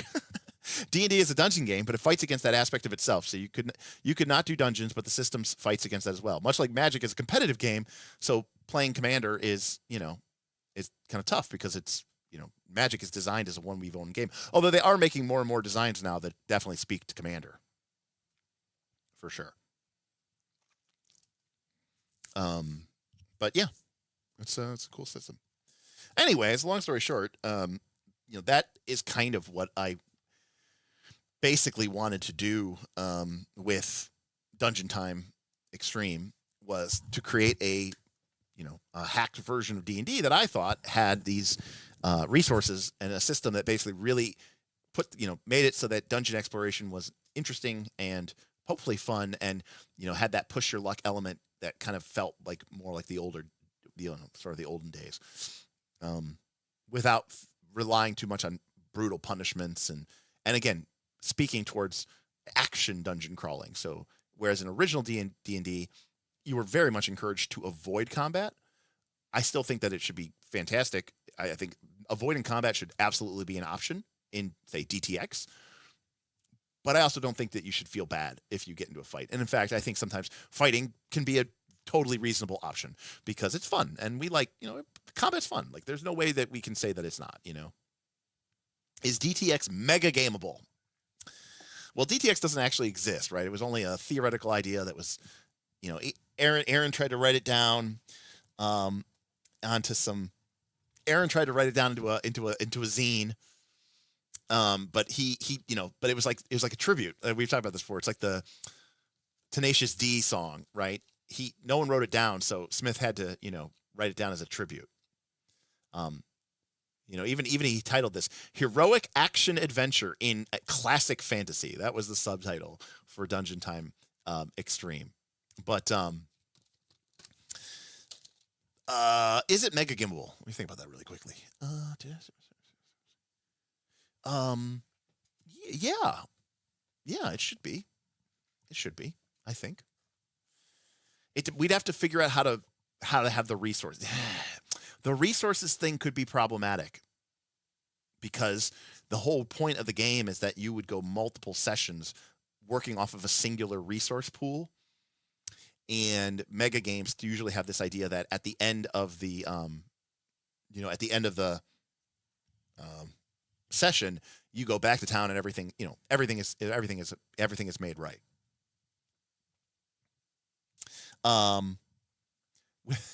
With a cover, logo, and tagline, you guys are crazy. Oh, that's not me. That's Smith. I'm trying to even see here what I've got, if I've got anything around here that he made. Smith, like, he got his entire books published, and would hand them out to us. He had merch made for his one campaign. I still wear sometimes, like a sweater that he had printed. I'm trying to find where one of his books are. He used to get his campaigns published. He'd get them like POD'd. He'd get them like literally printed out, on demand. I don't know where it is. Maybe I moved it or got rid of it. But Extraordinary Book of Names. Oh, here's one. Here. This was one of Smith's final campaigns that he played for PF1. It's a book, you know. I mean, it's a bound book. Enter a world of legends. The world has been brought to the brink of destruction. Ancient god wizards have brought forth a calamity that has left the world in ruin. Magic has ripped the land apart. Monsters rise in the darkness, and people surrender hope in what is now a dying world. Yet still great mysteries and wonders wait for those who have the courage and will to seek them. You are one of these few, a brave adventurer who, through sheer determination, will carve out a meaningful life or die in attempt. What will your legend be? And I got my name written up in here, and here he's got table of contents. Heroes die, legends live forever. This was a 120-page campaign document that was made. Starts with an epic, an Edda, the Lamentation of Elia. And then we have like a notes from the game master. By the way, this is our friend for one person. Looks like good quality paper, stitch bound. It is stitch bound. So yeah, he got these all printed. Now, of course, it was Pathfinder 1. We were just making it for us, so we stole the art and stuff like that from the books. Who was your favorite PF1 iconic? I got to admit, I kind of loved Valeros, but Valeros was cool.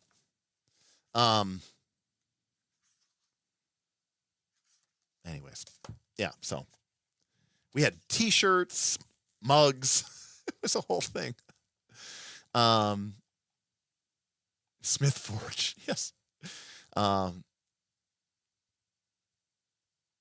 Sure, I can see that. Well, it's funny that you say that, Rastamani. Fabula Ultima works that way. Fabula Ultima is a 2-dice system, and Fabula Ultima, you roll two dice, and the dice are either D6s, D8s, D10s, or D12s. So it does use that. Oh yeah, hardcover for sure. The difference is that Fabula Ultima, Rastaman, and my system both don't use static bonuses.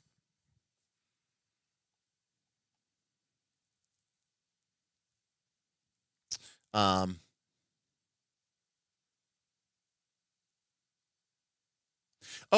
Mateo, if I wasn't clear, depleting resources is not what gives you the benefit.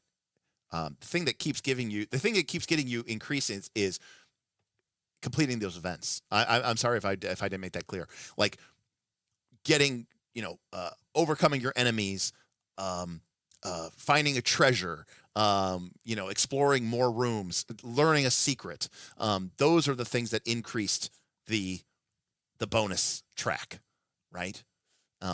Not just spending your resources. No, it was, the events that you take. Oh, that's sick, Valeria. Of course he was Pumpkin. He was sweet. He was awesome. I loved his attitude. He felt like a fighter, He was very fighter coded to me. I like that a lot. All right, folks, I'm going to dip out of here because I have to stream later tonight. I have to stream in, let's see, it's 5. I have to stream in 14 hours. Where we're going to be talking about Dolmenwood. We're going to be doing the campaign setting, which I, quite frankly, think looks amazing. We did the first look, and so I was kind of poking around on it, but we're going to do a part 2 because we got a tip goal, and so we're going to do part 2 because we didn't get a chance to really get into the campaign setting. But the idea of somebody finally making a hex crawl that is like a reasonable size, it's not too huge and it's not too small.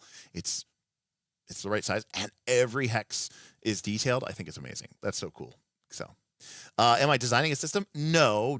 Did I kind of throw a system together years ago? Kind of. Am I, TLDR, I need to do something to make money. I mean, in options, here are my options, okay? Here, we'll break it down before I leave. My options are, and as follows, for Derek to make more money. 1. I'm going to change the site. Here we go. 1. Make 12 to 15 minute clickbait RPG/5e news videos. Okay, that's option number 1. That doesn't even, by the way, it doesn't even work. That doesn't even really make you any money. So it's actually kind of a pointless thing. So I don't think people want me to do that. Okay, 2. Why is this going to keep doing that? 2. Number 2. Somehow convince 200 to 300 more people to become paying patrons. So if you have any thoughts on that, I'd love to know, because that one would be great. Then I don't do anything. Could be mega games. That's option. Number 2, or part 3.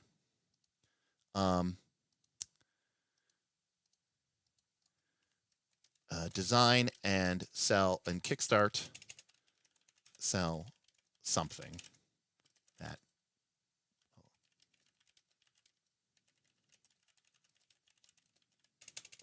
the amount after fulfillment. So there's that. And then of course, obviously, for get a real job and give up on this whole content creator journey.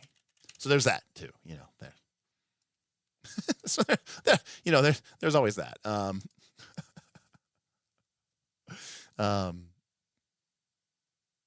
Option 0, 5e mega game. Yeah, but there's a ton of 5e mega games out there that people already have, and they're free. So, oh, yeah, no, you are correct. I need to keep going. Marry into money. How could I forget that? Marry into money. And 6. I don't.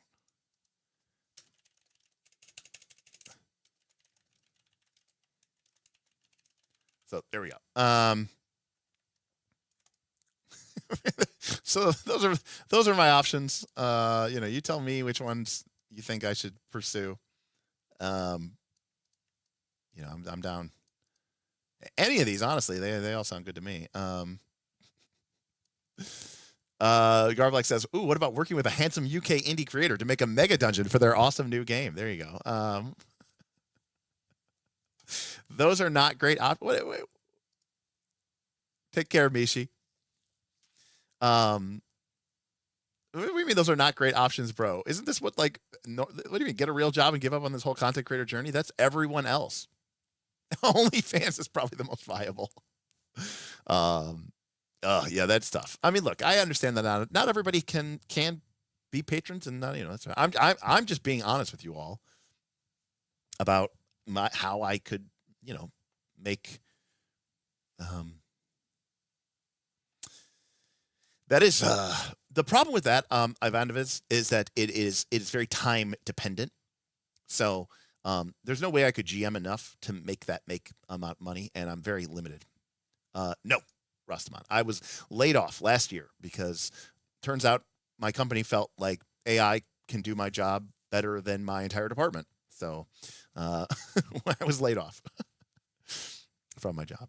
And to be clear, the job prospects for my job are a little tough right now because everyone who is in that field is absolutely obsessed with AI.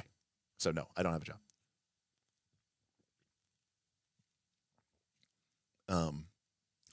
I just have very little expenses. I live well below my means.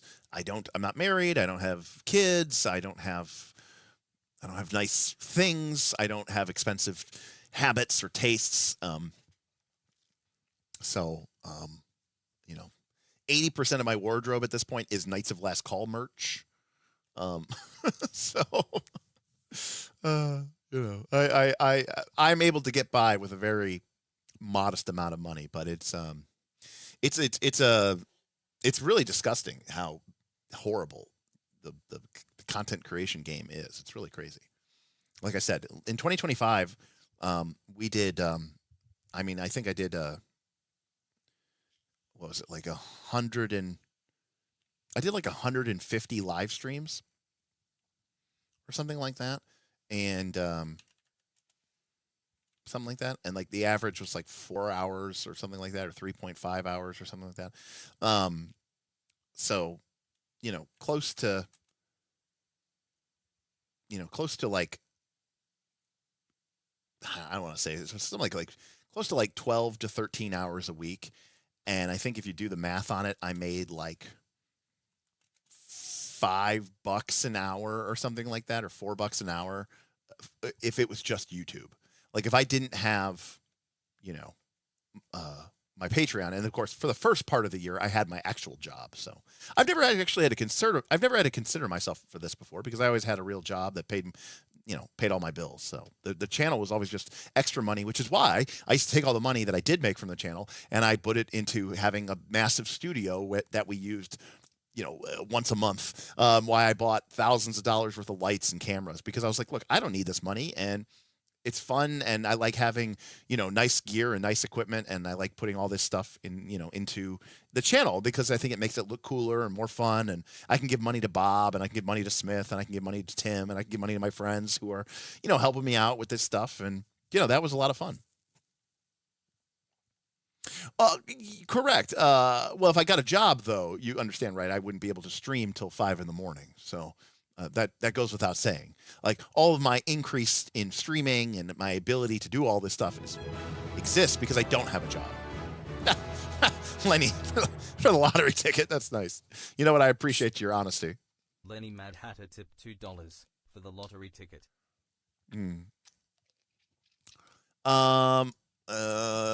Well, for Foundry or for Forge, I've probably spent close to $3,000, maybe like $2,500 in Foundry licenses, and then right now I'm spending somewhere around, how much is it? Like 4, 8, 7.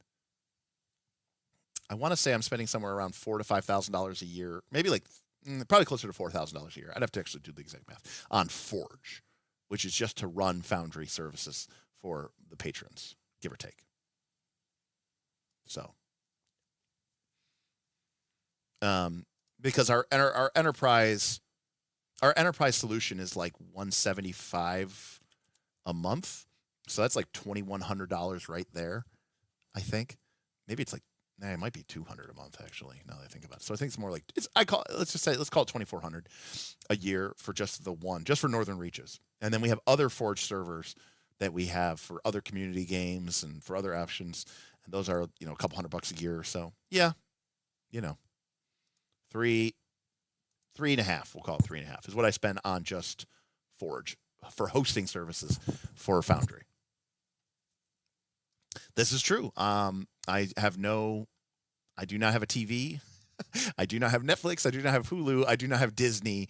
I do not have any of that stuff. The only thing I pay for that isn't for the channel is I do pay for YouTube Premium because I cannot stand the ads. So I do have that. Steven's always going off to do the next thing, the next thing. The other thing too, for Vora, is like, I want to be able to control it. I don't like having to go through somebody else. And you know, like if Steven hosts it for me, that's great, but it's not like he's not like my like if I have a problem, it's my buddy hosting it, not like a service that I can go yell at and, you know, hold them to SLAs, you know? And so I don't want to put like a friend in a position where I now have to like be demanding of them and they're kind of like, well, you're not really, you know, I'm not making any money on you. You're not a real client. I don't have to pay attention. You know what I mean? Like I try to avoid those situations as much as possible, as much as I can. Right. I just got fiber internet. We can now do 4K streams. We can go all the way up.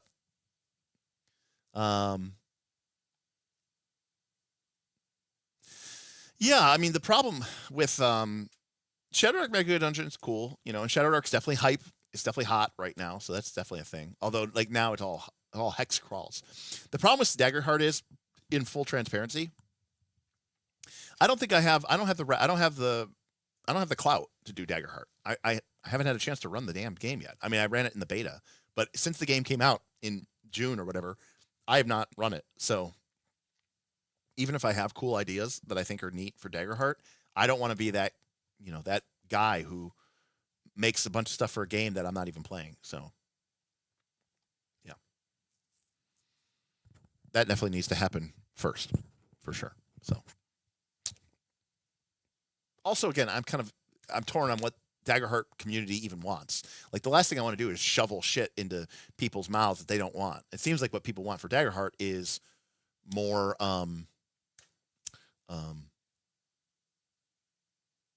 campaign frames and adventures. So it depends.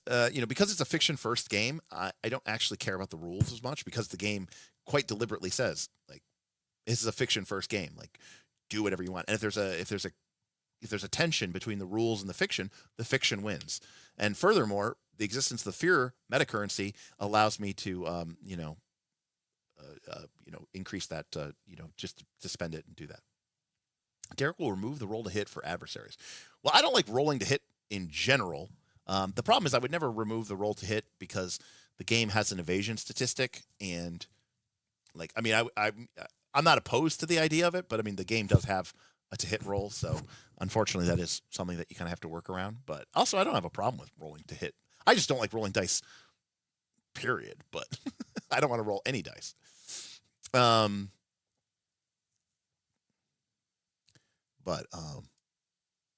I'm not.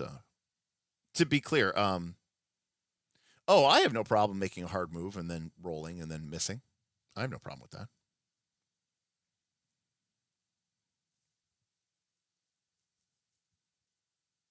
That doesn't bother me. I don't feel like I need to earn my hard move. That's all. Like I'm not there to challenge the players. I don't know. I don't have that. I have no problem rolling and missing. I mean, I don't understand how that's any different than like like a normal game of D20 where it's like you roll the initiative, my monster goes, it misses, it didn't do anything. That was what it did for the whole round. It did nothing, and then the next round it rolls and maybe it misses again, like. But I don't. Yeah, again, I don't view combat as being anything in Daggerheart, though. I mean, again, it's my personal belief. I'm not there to challenge the players. It's an opportunity for people to like, show off and it's an emulation of a combat game. It's just it's just the vibes.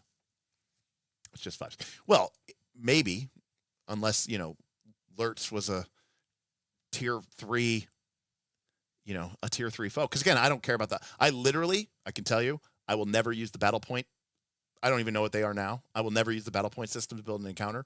And I pretty much will ignore almost every rule of encounter design. I don't care. Again, because it doesn't matter. Because the party can just avoid death. Or surrender, or whatever it's called. Avoid death. It's called Daggerheart. So, I mean, maybe if you're like, making balanced encounters using their balanced encounter math, and then you're applying all those rules, and maybe then it would be very annoying. Maybe I could totally see that rule doesn't work for you, and maybe it doesn't work at all. In fact, I could actually completely see it not working at all. which is why I never ignore it. Which is why I ignore it. I've run 3 5e campaigns, and people always go, "Oh, the CR system doesn't work." I wouldn't know. I literally never used it, and by that I mean even in 3rd edition, I didn't use the CR system. I just, if there were 12 ghouls there, there were 12 ghouls there. So, yeah. I will say, the one thing I don't like, I know I don't like the minion attack rules.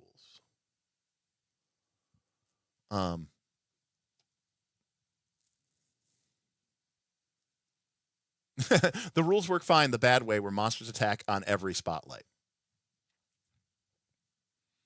Yeah. I mean, I guess it depends. I mean, again, remember too, I also very much take into the Derek way. Also remember is that the GM can make a move whenever they want. And my trigger for what is a golden opportunity is probably a lot lower than what most people's triggers are, because most people are probably worried about their players reacting and being like, that's not fair. But when I run PBTA, I am strictly and fully and 100% in just embracing the fiction, and I'm not really worried about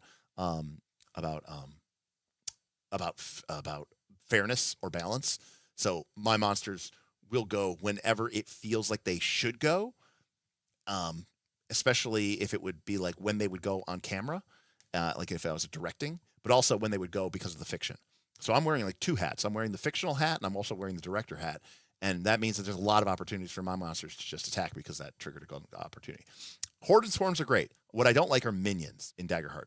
There's something about the group minion activation role requiring a fear for me. I dislike intensely and immensely. You know.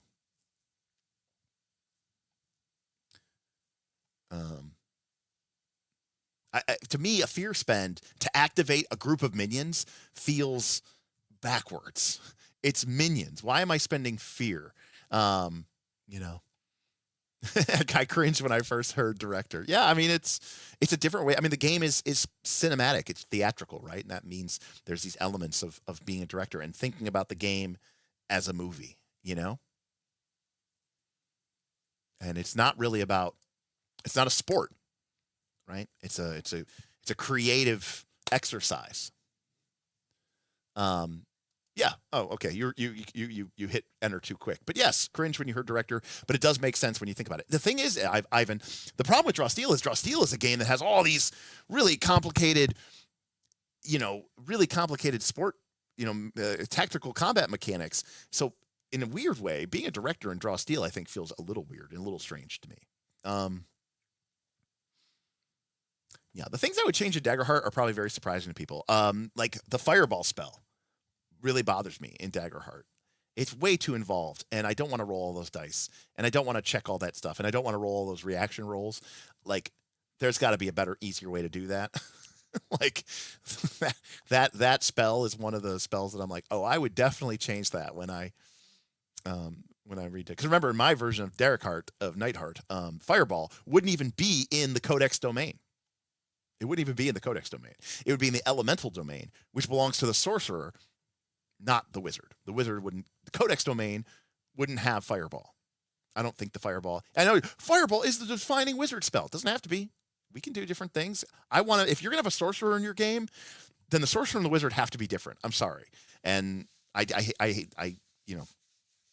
want to go off on a whole rant here, but anyways, that is what it is. It's a very annoying spell to process, to handle. It's just, there's a lot of dice rolling, and it's all the d20s, and then you're making a check, and then all of them are making reaction checks, and then you have to check against the damage. Then it's half or full against each one of their damage thresholds, and do all this other stuff, and it's just like, okay, what is that, like a once a day ability? No, it's. I think the Fireball can be used at will. If it was like a once per long rest thing, I don't know. I would be more about it, I'm literally pulling out my Daggerheart cards. Codex. That's Arcane. That's Bone. Mateo is telling me it's at will. Here we go. Codex. Was it level 3? Book of Norai. Yeah, it's at will. Holy shit. It's like okay. Like it's not even about a balance thing. It has nothing to do with balance because I just got done telling you that it doesn't matter. What I'm telling you is that it's insane that it's just that complicated, you know? Fair point. Fireball can be viewed as a more chaotic spell fitting a sorcerer, whereas a wizard induces it in a more refined control magic. Exactly. And you know what, Ivan? Here's how I would do it. I would want it to be chaotic, and I would want elemental to be chaotic. So I wouldn't make it D20. I wouldn't make it proficiency D20. Okay? What I would make it is like D20 times your proficiency. But honestly, I wouldn't even do that. For AoEs, I would just have it do like static damage. You know what I mean? Like, it's just like I would figure out some way to make that work. You know, it would just do like this spell does 30 damage or something. I don't know why we need to roll it or something like that. It just we're already rolling so many different other things. Or I would just say every creature mark a hit point, you know, and if you hit them, you mark 2. I don't know. I just past a certain point for something like that, I just don't care. Like I don't want to be adding up to like 52 or like 57. It's just again, if I had to, I would probably restructure and recreate the whole game, you know, for thing, you know. I mean, to be clear, I don't like Fireball in normal D&D. It's also a massive pain in the ass. All right, I'm gonna, you know, and arguably it almost has less die rolls, but because you don't have to make that initial roll to see if you succeed. You just cast the spell, and then you roll your damage, and then everyone makes their saving throws, and then you apply full or half. Or if you're playing Pathfinder 2, you apply 0, half, full, or double. And then you have to subtract that from every single creature's hit points. Whereas in Daggerheart, you have to make the initial roll, which you didn't have to do in D20. And then you have to roll the damage, the same. Then every creature has to make their save, which is the same. Then you have to compare that damage total to every creature's damage threshold, which you didn't have to do before. And then calculate how much actual damage they took, and then mark that many hit points. So it really adds like 2 or 3 more steps to an already elaborate spell. And then it's at will. So it's like, it stands out to me as being like the single worst example of game design I've ever seen. Maybe not ever seen. It's just like horrendously bad. Like, did no one play this? You're making me feel worse. Yes. Then you have to decide. Well, to be clear, if you're casting it against creatures, they don't have armor. So I'm presuming that the person casting it is a PC, and you're casting it against monsters or adversaries or whatever who do not mark armor. But yes. If it for some odd reason, if it hit a PC, which it could, because it does hit every target, then they would have to make a decision to mark armor. So that situation that you were describing could definitely come up. And then in PF2 you cry because you barely did any damage, right? You're like, I'm going to use my max level slot, because like, you know, in old D&D, Fireball scaled by your level to 10d6, and it always was a level 3 spell. But in Pathfinder 2, it's like, oh, it's 66, and then you're like, well, I want to do a bunch of damage. Okay, well, then you're going to have to use your 6th level spell slot. You're going to have to use your 7th level spell slot. You're going to have to use your 8th level spell slot. And you're like, okay, I'm using one of my highest level spell slots. And you're like, and you're like, oh, man, I just did 60 damage. And they're like, oh, okay, they passed their save. Okay, 30. And they're like, okay, well, they have 290 hit points. So they go down to 260. And you're just like, spells suck in Pathfinder 2, unless it's like slow or heal. I love Index Card RPG. In fact, I think Runehammer likes to hang out here sometimes, right? He stops in. Usually when we're talking about Daggerheart, he'll stop in. But this is a great game. It's got some great ideas, and I definitely could see where they, maybe they were influenced with. But yeah. Yeah, there's a couple good ones, right? With our S tier spells that we always talk about, or heal, which is S plus. Yeah, I love having a single number. It's a little awkward sometimes because that number is used for their social interactions and their combat interactions, which is a little bit. Fear is pretty good. Mass fear. What is that? 3? Is mass fear? Is AOE fear 3? I think it's heightened 3. That one's really good. Mass slow is insanely good. What is that? 7th? There's a couple, obviously. Mass haste, mass fear, mass heal, all very good. Mass haste, mass slow, mass fear, mass heal. But having a single number is really good and all that other stuff. Mateo regularly uses the massive damage rules because the PCs regularly go beyond the severe damage bonus anyways. I haven't played Daggerheart. My general probably instinct is that I would let players do more than the damage cap when they crit, or if they're doing a tag team. I think those would probably be my when I would let people do that. But of course, also remember too, I would want to create a situation where the players don't actually have to attack and blah blah blah blah blah blah. There's a lot of stuff I like about Daggerheart, but again, it is not the game. If I was designing it, there are many changes I would make. But the only reason I can have those criticisms is because they made such an interesting game. There are a ton of games that I would make changes to, but I don't talk about those games because those games just don't interest me enough. Whereas Daggerheart, I think, has so many cool elements and really cool, interesting ideas, and has certain play patterns that I think are really, really worth exploring. And I also think, quite frankly, yes, I would, I'd run it Derek style, as 4 of us have been saying, with regards to the spotlight and stuff like that. But I just think at the end of the day, it is fundamentally a game that just works. So it's always nice when the core game, like if the game is completely unplayable, then it's really tough to work from that basis. So, but yeah. You think I would change? Probably.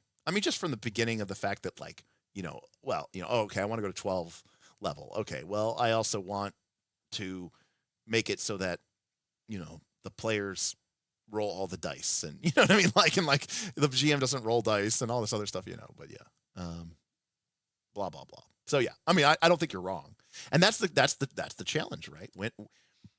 When are you making changes to a game versus when are you making your own game? And if you're making your own game, at what point are you just stealing somebody else's game? I can understand where you go, hey, this is legitimately, I'm inspired by this mechanic, but I'm just doing something brand new. But it's another thing where you take somebody else's game and then just strip out, I don't know, there's a weird part. If you change 10% to 20% of the game, that's just a hack, right? And that's okay. And if you use 10 to 20% of the game as an inspiration in your game, that's okay too, because that's clearly just an inspiration. If I made my own complete different game and I'm just straight up I love the duality dice mechanic and I'm going to use it. I'm going to use 2d12. I even refer to it as a duality dice. Obviously I have a completely different system around everything else, but I love that. So it's if you keep 80% of the game and tweak some of it, then that's just a hack. That's just an homage. If you use 10 to 20%, then that's just an inspiration. It's when it's in the middle that I get really, really weird about games, right? Right. If you made a game and it was just 90% DTX, it's okay, isn't this just it's a weird state where if I have a game that's 50% of just another game. Now 4 of us says your 5e Bard game you were talking about was not 5e. That was something different else. Yeah, I do think it is kind of in a gray area though, right? 4 of us, because I'm using Bard. I'm using the Bardic abilities that people know from 5e. I'm using the Bardic talents. I'm using the Bardic skills. I'm using the Bardic spells. It's 5th edition. It's using strength and dex and int and whiz and charisma. It's using a d20. It's using hit points. It's using, you know what I mean? So you get into this kind of uncanny valley. I guess that's what I'm trying to talk about. There's a weird uncanny valley where a game is like for example, if you read The Wild Sea, and you can clearly see the inspiration from Forged in the Dark, and Felix Isaacs talks about this. You can see it. It's there, but it is undoubtedly its own unique thing. Oh, you're talking about my other bard from yes. Yes, that was its own thing. Yeah, that was my player character. I wasn't GMing that, but yes. But yeah, like this, very clearly you can see the DNA, right? You can see the DNA of Forge in the Dark, but it is undoubtedly its own thing. And that's cool. But when a game is just like there's a hack, there's inspired by, and then there's a ripoff. And what I really want to choose, like what I really have a hard time avoiding, is feeling like I'm just ripping the game off. So that's that. You know what? I think that's my nut. That is my one of my main dilemmas in a rough shell. Mateo, I didn't want to say it. And the reason I say this, by the way, is because for a very long time, I love it. You saw me playing it. You saw the character art that we stole from the game. We really felt like Pathfinder 1 was a ripoff of 3rd edition D&D. We know why they did it. They did it because Wizards of the Coast pulled the rug out from underneath them and said, we're making 4th edition and we're not doing it under the OGL. And they were like, well, shit. In order for our company to stay alive, we need to keep 3rd edition in print. We're going to steal the rules that are openly available. So it's not really stealing, but it is stealing. We're going to put a fresh coat of paint on them. We're going to tweak a couple rules and then reprint it. And I think Pathfinder 1 falls into that uncanny valley.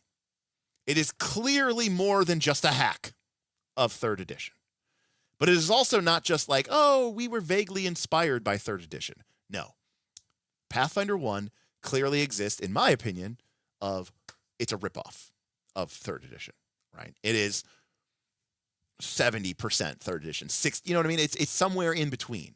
It's not just a hack, and it's not just a homage. It is a ripoff. And that is something that, and I like Pathfinder 1 because, we came back to Pathfinder 1 after playing 4th edition, Right. And again, like a lot of people just saw it as the spiritual successor to 3rd edition. And, in many ways it was. I prefer 3rd edition as well, that guy. But all my friends switching would just say my D&D character. Well, that's the difference, Garblag. We came to Pathfinder 1 a bit different. Right, D&D 4th edition came out in D&D 4th edition came out in 2008. We started playing D&D 4th edition. We went from 3rd edition to 4th edition. We played 4th edition. Pathfinder 1 came out in 2009, and it was a footnote for us. We were playing 4th edition. We continued to play 4th edition through 2008, 2009, 2010, 2011, and then around 2012, when 4E was definitely on the downside, the Essentials had come out. We didn't really like the Essentials. That's when we finally picked up and Smith ran a Pathfinder 1 campaign. So I didn't start playing. So we for us, it was like a return home, right? Because we had played 3rd edition for 8 years, and then we played 4th edition for like 4 or 5, and then we kind of came back to Pathfinder 1. And then we played, 2 or 3 years later, we played D&D 5e for about half a year and decided we didn't like it. We're like, why would we play this game when we've played this game before? It's called D&D. We've been playing this game for 40 years. Let's just go back to Pathfinder 1. And so we went back to Pathfinder 1. So while also playing other, games like 13th Age and Earth Dawn and other games that had come out. But that was kind of a different, response for us. But anyways, I want to avoid that uncanny valley, right? So Garblag, this is a great example. I think it goes without saying that a lot of people, I don't want to toot our own horn here, but I think the Knights of Last Call community of patrons are very, very eclectic, well-informed RPG people. Sure, people like me, people like Vin, we're wrong. We have bad opinions sometimes, of course, but we know a lot more than I think the average RPG community does. A lot of us were very, very, very impressed and excited and quite frankly like, oh, this is brilliant because of its simplicity and its depth with your heroic deeds system, in particular the heroic deeds component of heroic deeds. And I think it puts a lot of us in a weird position because a lot of those people, you've talked with them, they want to make games and they're doing stuff, and then they kind of go, man, I kind of want to use this, and you're kind of in a tough spot because you're like, it feels like I'm just stealing this mechanic, and you can't copyright game mechanics, so there's nothing that they can stop it to do it. And so it puts it, but even if it isn't legal, it puts people who respect the art of the RPG into a weird spot. And so that's how I sometimes feel about Daggerheart. When I start making changes to Daggerheart, at a certain point I go, this isn't Daggerheart anymore. but it's also clearly not its own thing. And I don't want to be in that uncanny valley where I feel like I am just ripping off somebody else's work and changing enough of it that it's different, but also not changing enough of it that it's like, you know, that it's its own thing. It's clearly Daggerheart, just with so many changes, and you're like, so what'd you do? You just ripped off Daggerheart and made your own version of it? And somebody said, cough cough, Tales of the Valiant or whatever, and all these, some of these other spin-offs. And I'm like, yeah, I want to avoid that. I don't want to be that. I either want it to be an homage, I either want it to be a hack, or I want it to be its own thing. Because when it's in the middle, it's a little awkward. And yeah, it's like a double-edged sword. Right. You put your game mechanic out there, and then people go, I'm going to use that. John Harper put out his, Blades in the Dark, and now people, no, because to me, a hack, you're only changing, I'm using arbitrary values. You're only using 10 to 20, you're only changing 10 to 20% of the game. If you change 10 to 20% of the game, that's a hack. But if you start changing like 30 or 40% of the game, you're still very much clearly using D&D, or you're using Daggerheart, or you're using whatever. But if you've changed 30 or 40% of it, it's not. But the majority of it is still D&D. But you've changed so much of it, it's gone beyond a hack. It's kind of its own thing. But you're very clearly building it off of the bones of this other game that wouldn't exist without it. You kind of get into that. It's like a deep hack. I don't know. FL4G. I mean, some people would say no, and their Kickstarters would say yes. Yes, it's 5e compatible. You're absolutely right. It's the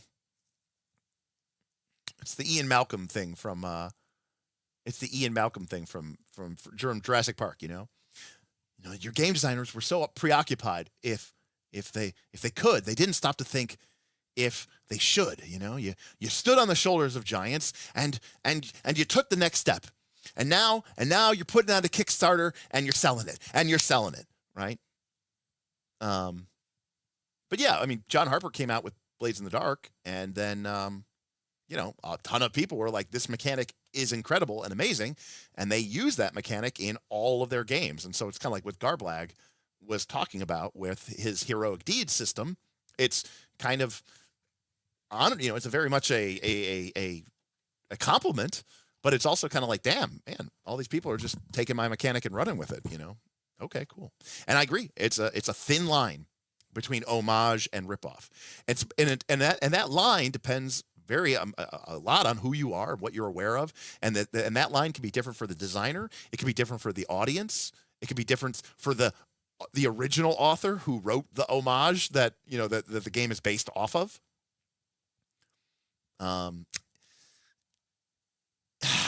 Mateo, that's a great question. I don't know. I personally, I struggle with that exact situation that you're describing. Now Beowulf says, what if you use 10% of 10 different games?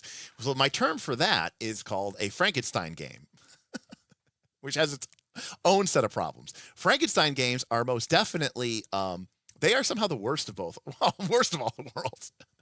They are neither an homage nor are they inspired by. They are blatantly stealing, but only small parts, and guarantee that none of those things will work together and integrate well. And at a certain point, you go, why don't you just make your own game?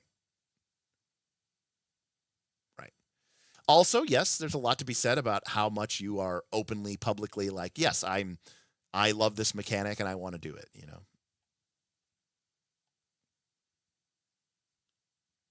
But again, Rastaman, that's kind of what we were talking about at the beginning of this whole stream. Nimble, a 5e fast tactical RPG. It says a fast tactical 5e compatible TTRPG. This game has 4 stats, no armor class, and you auto hit in combat. So if this is 5e compatible, call me surprised, and again, props to the creator. But it did $270,000 on its Kickstarter thing. And I mean, again, they didn't make $270,000. You know, there's fees, and you had to print these box sets and ship them out and everything like that. But it goes without saying, if Knights of the Last Call could bring down a $270,000 Kickstarter, we'd be okay. You know, we'd be pretty good. You know, so. Mateo says, Beowulf, that's what's called the modern 2025. I think you mean 2026 indie landscape, but yes, you're right. So.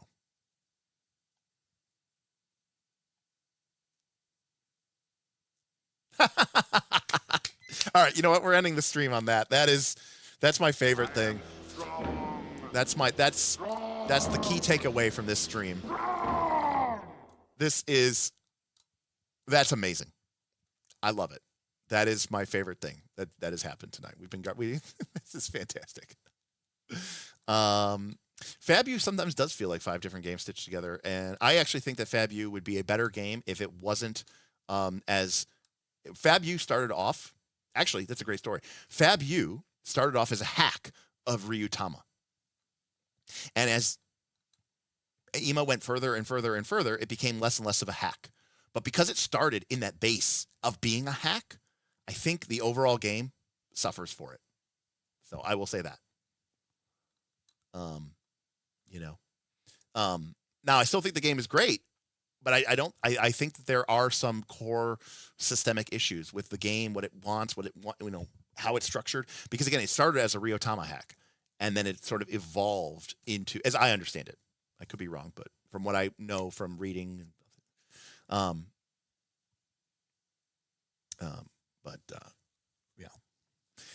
Fate is one of them.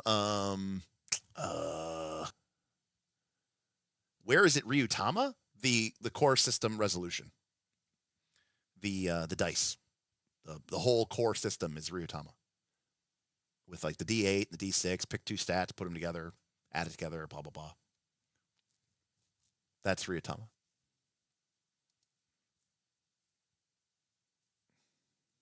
Right. 5e means everything and nothing. Yeah. Oh yeah. In fact, that's like, one of Emmanuel's first things is like we redid our Ryutama. Yeah, actually here. There we go. So this is Ryutama. You have 4 stats: strength, dexterity, intelligence, spirit. You assign them values of D6s, 4 D6s, or a D4, 2D6, and D8, or 2D4 and 2D8. Obviously, Emmanuel decided not to use the D4. He just went D6s, D8s, D10s. But it's literally the same stat array. It's the same 4 stats. It's quite literally the same game. Your hit points are tied to your strength. Your MP, which are called mental points, he called them mind points, are based off of your spirit. Yeah, it's your attack. Like if you look at this, if you know Fabula Ultima at all, a light blade is Dex plus Int plus 1. A regular blade is Dex plus Strength. An axe is Strength plus Strength minus 1. So I mean, if you know Fabula Ultima, you'll know that basically looks like Fabula Ultima language. So it is very much that. Well, that guy 4x6, you probably don't spend the majority of your life looking at and reading and categorizing and all this other stuff, RPGs, as I do. So take care, Lenny. It was good having you. Thank you for stopping by. Thank you for the support for the tip. I appreciate it. I'll make sure I get that lottery ticket.